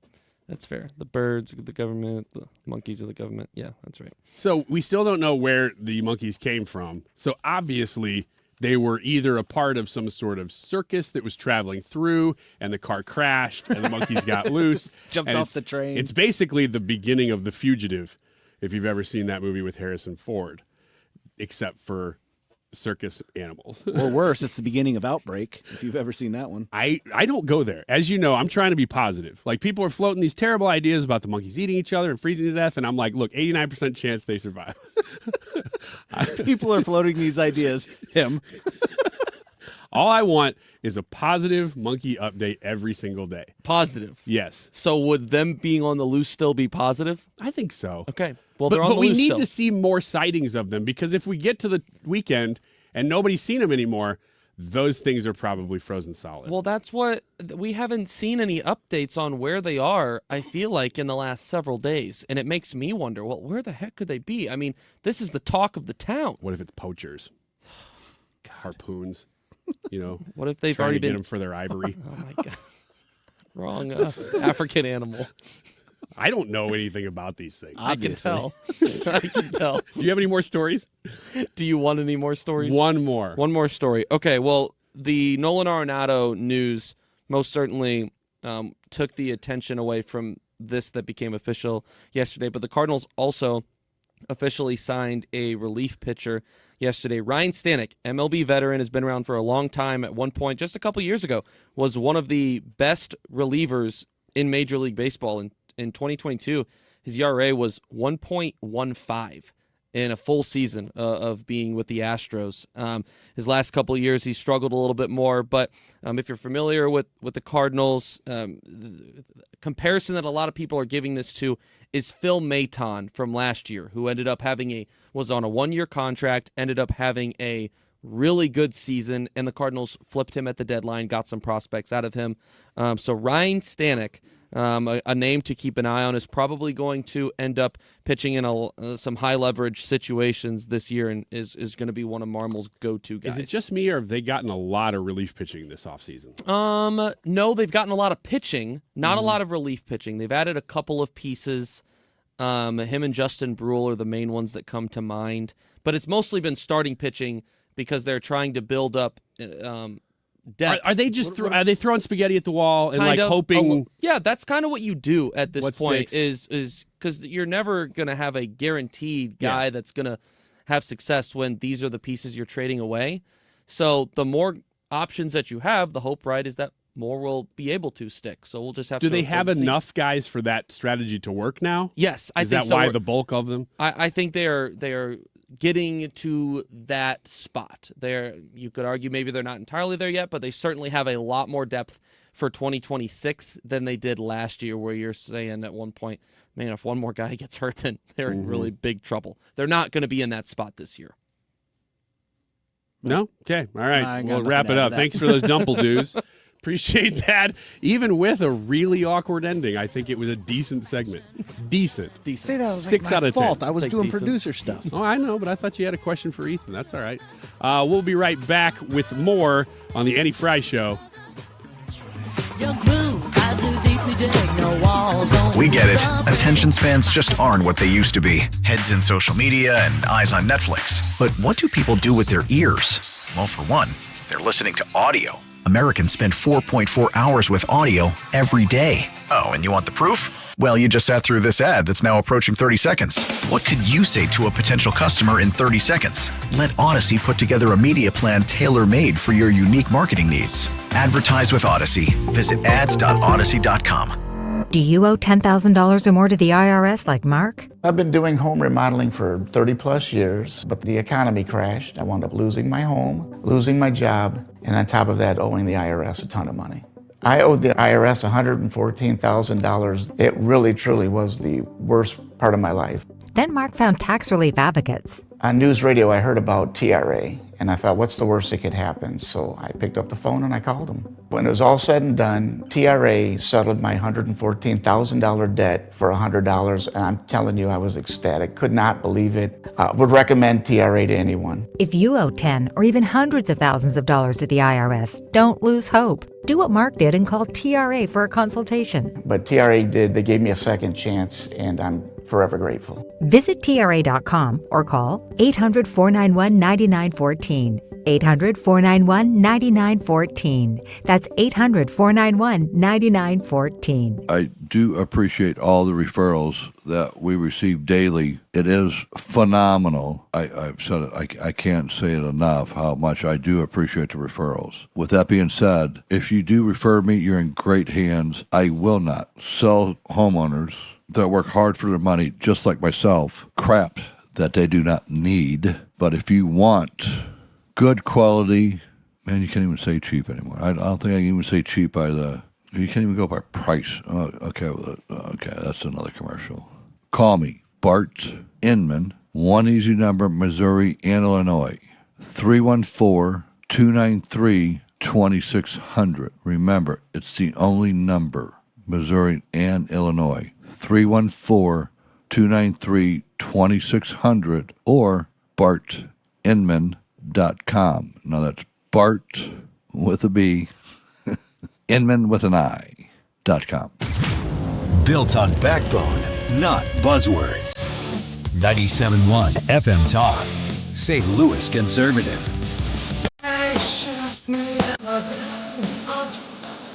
Well, Stone Temple Pilots for your Wednesday afternoon.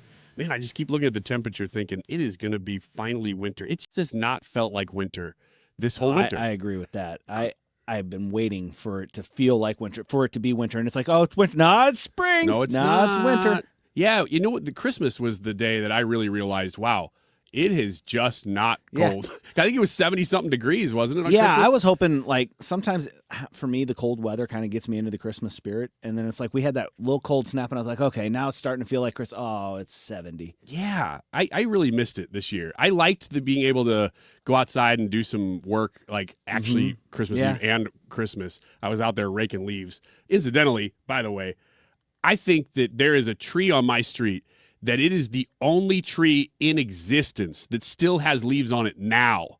I can never rake, because the minute I rake, that tree goes, now I'm going to dump the leaves, and they all end up in my front yard anyway. So my front yard just ends up looking bad all year round, or at least from the time October rolls around through March.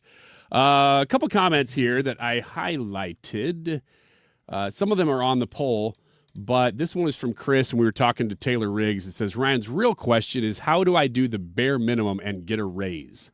That is correct. And the problem with being on the radio and being honest about it is, first, I need credit for being honest. I think honesty itself is worthy of a raise. And my boss listens to this show sometimes. Maybe not today because Annie's not here. So maybe I'll get away with it. Billy says, I love Americans for their openness, their directness. I easily talk to people on the street, etc. They are happy, but also surprised. I guess Billy is not an American. Sweden. Oh, really? Yeah, he said that before. Oh, that's cool. Thanks for listening, Billy. That's a cool message. And I like that you like us. You know, if it was like, hey, you're listening from Sweden, but you hate us. You guys suck. It wouldn't be as fun. I love Americans for their openness and their directness. Do you think we're that way? Are we open and direct? Yes. You know who I've talked to in the world who is way more open and direct than we are, if he thinks we are, is Israelis. Really? I've never met an Israeli. Every Israeli-born Israeli is very no-nonsense in their responses when I've conversed with them. Okay.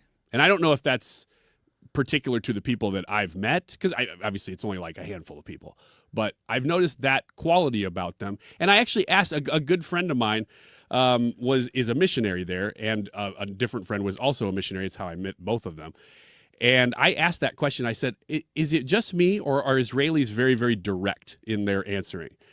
And they said, no, that's the way it is. And the missionary in particular said it makes evangelism there, because he's Christian, it makes it in some ways a lot easier and in some ways a lot harder. Yeah. Because he goes, in some cultures, you got to kind of beat around the bush and kind of get there. And I feel like that's the way we are, is that you got to really be more in a relationship. You don't just start talking about it. But that's like unique to religion and to faith. Yeah. But he said in Israel, you can just walk up to somebody and state, this is where I'm coming from, what do you think? And they'll just talk about it and like fight you or agree with you. And he said it's actually kind of refreshing in a lot of ways, although it also makes it hard because everybody's already like got their opinions and they're ready to go. They're ready to go. Yeah, well, I thought that was kind Kind of neat. The YouTube live chat poll today, we haven't talked about it a whole lot, but it is in light of Annie being sick, or at least not having a voice. I hope she's not like sick. But the question is, how often do you get sick? The options we gave you are never, once or twice a year, once a month or so, or I think I'm always sick. Brad? Well, whenever I was substitute teaching, this is going to sound really weird. When I was a substitute teacher, it was never. My immune system was on overdrive. Do you think it was because you were around it so much? Yeah, I think so. And my wife is still like that. She doesn't. I can count on one hand how many times she's gotten sick since I've met her, let alone been married with her. So yeah, I think that dealing with that and all the different bugs and all that stuff, that makes your immune system stronger, and that helps it. But man, now I'm more of it's somewhere in between once or twice a year and once a month or so. It's not quite as often as once a month, but it's maybe once, twice a quarter. And it's tough to define what it means to be sick, because that's the way a lot of polls I define are. it as like miss work. Okay, I think that's fair. If I had to answer that based on that criteria, I would say once or twice a year, which is really weird because I've been very open about the fact that I have cystic fibrosis, and obviously that means I'm a harbinger of constant things and disease. But because it just kind of gets caught in my lungs easier because of CF.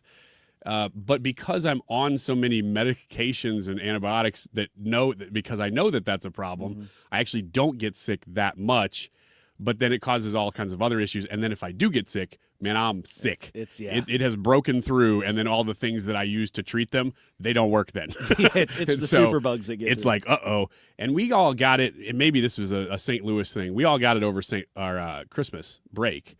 And so while we missed time here publicly, like we weren't here a lot, I was here on New Year's Eve with you doing kind of a best of that day. But other than that, I just kind of went with it and didn't have to miss work because we were sick at the same time as we were off. So it was kind of convenient in that way. A couple of comments from people saying, first, Chris says just a couple times a year. Ender says never, but with an asterisk. The asterisk is that I virtually never get sick. It's been a couple of years since I've really been sick, and that's how it goes for me. I'll get sick once or twice every couple of years. And then Nene says, excuse me, what do I pick if I get sick once every 3 to 5 years? I'd say that's close to never. That'd be never. I'd put that in the never category. It's just an interesting question because it seems like everybody knows people who get sick in very different intervals. And what I've noticed is, as I'm getting a little bit older, 44 now, that if the more I stay active, the less I get sick. Yeah. It feels like it could be right at the doorstep, and then your natural inclination is, oh, let me go take some time off, let me get some rest, and that's usually a good idea. Drink vitamin C, all the stuff. But if I stay active and mobile, and maybe that's a CF thing for me, I don't know, that it keeps me clearer, it keeps my adrenaline going, and it almost gets me over the hump quicker to get over sicknesses. But that sounds like the other thing that I do whenever I start feeling like I'm going to be bad is I hit the sauna, and I'll run my temperature up in the sauna. I'll stay in the sauna for 15, 20 minutes and do a couple sessions of that. And that seems to either, if it doesn't kill it right away, it'll help me get over it pretty quick. Do a couple sessions. Trust Jeff Sessions. That's what they say. Not that guy. Oh, okay. We'll take a short break here, come back. One more story to get to. And this one is about how you're going to start boarding planes here in just like a week or so, especially if you're used to using Southwest Airlines. No, it's not the stuff you already know about the assigned seating. It's actually how you'll board the plane is changing itself, too. Stick around. We'll be right back. One more segment before Mark Reardon takes over here on the Annie Fry Show. Never miss a beat. Take 97.1 FM Talk with you. The voices you trust, Mark Cox, Annie Fry, Mark Reardon, Scott Jennings, and more are just a tap away with the Odyssey app. Stream 97.1 FM Talk, St. Louis Conservative. It's time for you to get to know my friends at Lit Cigar Lounge in Chesterfield, where luxury meets comfort. Mark Cox here. They have a great selection of rare bourbons, whiskeys, craft cocktails, anything you like to drink, cold beer, premium hand-rolled cigars from the finest makers in the world, even private lockers that are available if you choose to.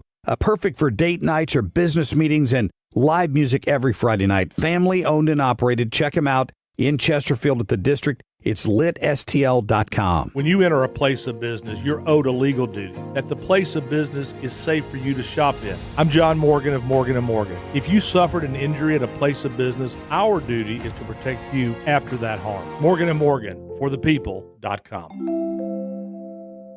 Wondering if dangerous contaminants are in your home's water? Get Leaf Home Water Solutions today. We can't live without water, but we can take actions today to make it safer and healthier. Leaf Home Water Solutions is offering a free in-home water test. Just visit leafhome.com/free to schedule yours. With results from their advanced digital testing, Leaf Home Water Solutions can design a whole home system and expertly install it in as little as 1 day. With Leaf Home Water Solutions, you can feel confident that each drop of water from every tap and appliance is cleaner and safer for you and your family.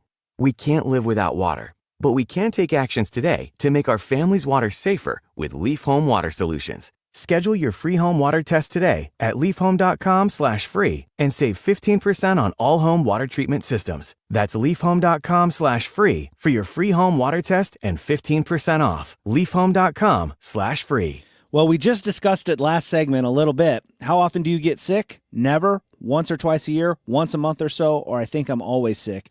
That's the Annie Fry Show YouTube poll.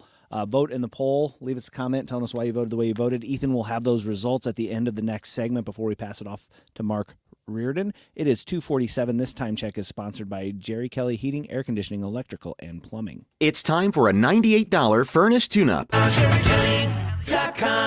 This is the Annie Fry Show on 97.1 FM Talk, St. Louis Conservative. Well, since my baby left me, well, I found a new place to dwell. Well, it's down at the end of Lonely Street, that heartbreak hotel where I'll be just so lonely, baby. Well, I'm so lonely, I'll be just so lonely, I could die. You an Elvis fan? Am I an Elvis fan? Yeah. I wouldn't say I am a huge Elvis fan, but I enjoy some of his music. Brad? Yeah, I would say the hits, the most popular ones. I wouldn't do a deep dive into some of the more obscure. He's not somebody I ever chose to listen to. Yeah. I hear a song, I go, oh, that's a nice song. But that's about it. I think he's better than the Beatles. I think you're an idiot. I also disagree. I did not mean that severely. I was acting emotionally, and I apologize. Yeah, get it under control, Ryan. I'm sorry. I think that's probably the dumbest thing that's ever come out of your mouth, Bradley Range. Boy, I was really angry about basically what that you for just half said. a second. That's stupid. Did you call him an idiot? I think you're an idiot. I didn't even mean to say it. I was like, well, I think you're crazy. And I was He's like, like, idiot. sorry, I like, didn't whoops, mean that. That It's was like- a little much. Adam Sandler. Sometimes I get afraid of being a nobody. Elvis is, I think, because I was getting ready to make a point about the Beatles. The Beatles have outlived their generation, whereas I don't think Elvis really has musically. Like as a phenomenon, he has. But I think if you grew up with Elvis, you probably liked Elvis more. Whereas if you didn't grow up with the Beatles, you still could go back, and I think there's a lot more to discover there with the Beatles than there is with Elvis. But that's just me. I've never been to Graceland or anything. I've never done any of like the Elvis stuff, which I understand is pretty cool. Right before I started on the show, I was going to go to Graceland because we went to Memphis on vacation, and then we looked at how much it was to get in, and we were like, How much was it? It was like $70 a person. Oh yeah? Yeah. There's some weird stuff with the Lincoln stuff in Springfield like that. And I Yeah. can't remember what it was, but I remember going and thinking, oh, if you go to his house, it's one thing. But if you go to the library, it's another. But if you go to the Federal Library, it's a different thing. And one of them has holograms and the other one's just a walk through. And they were very different prices. And Yes. some of them were very cheap and other ones were not at all. The one with holograms is worth every penny. I don't know which one was the most expensive. I remember that one too, and it was like Disney Imagineers made it. Yes. And you're like, whoa. There's a live actor talking about like he's doing the Emancipation Proclamation. That's and- the place that looks the newest. Yes. That's all I remember. Yeah, whenever I was driving a school bus, we took a lot of trips. I'd yeah. always volunteer for that Springfield trip. Yeah, that's a cool one. So if you travel a lot, Southwest Airlines is a way that we travel a lot, especially to Orlando when we go theme parking. They are making changes. You probably already know this if you fly with them, that starting January 27th, so just a couple weeks away, passengers will now have assigned seating, which is different from the way they always did it. And it's different from the way every other airline is doing it, because while the assigned seats will now exist, which is similar to other airlines, Southwest will have boarding passes that contain a boarding group with a number from 1 to 8 on them, unless you have priority or you bought the expensive ones. But after priority, Southwest will follow a rule called the Wilma method, which is window, middle, and aisle for boarding, which I think you can do when you board. But it's when people get off that I can't figure out how they're going to police that. So it says that our passengers in window seats will board first, then followed by people in middle seats and aisles, starting at the back of the plane. Okay, that makes sense. So it does make sense. And they've said before that every airline has studied this extensively and decided that the way we do it is one of the worst ways to do it, but that they can't figure out how to enforce it. And so it sounds like Southwest is going to try it with the way they board. But again, I can't figure out how they would enforce this when people are getting off the plane. Like walking around going, no, you can't get up yet. I don't know. What do you do? Well, it would have to be reverse of boarding, right? You'd have to start at the front and go inside. Well, the priority boarding always gets first dibs. But like when you would have to go aisle. Yeah. Yeah, it would be reverse. Window. Aisle, middle, window. And then you start at the front and work your way back for each one. But if somebody gets up out of the aisle seat and starts following the guy next to him, or the middle seat starts following the guy next to him, what are they going to do?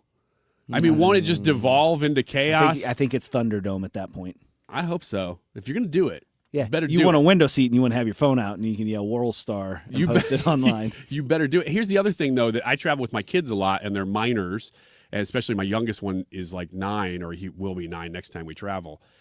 How are they going to enforce that? Yeah. You can't leave my kid while I get off. There's got to be some extraneous rules for that stuff. But what do you guys think about airplane etiquette with the whole, like, people that get up earlier than they should from their seat, that are in, like, the back when they're trying to leave? It is infuriating. Does that piss you off so much? It is infuriating, and everybody around that person shames them. This is fresh on my mind because I saw a video last night where I was so happy because the people around this lady that got up early and was cutting all these rows, they were giving her major heat, and she was giving it back, yelling, griping, total Karen.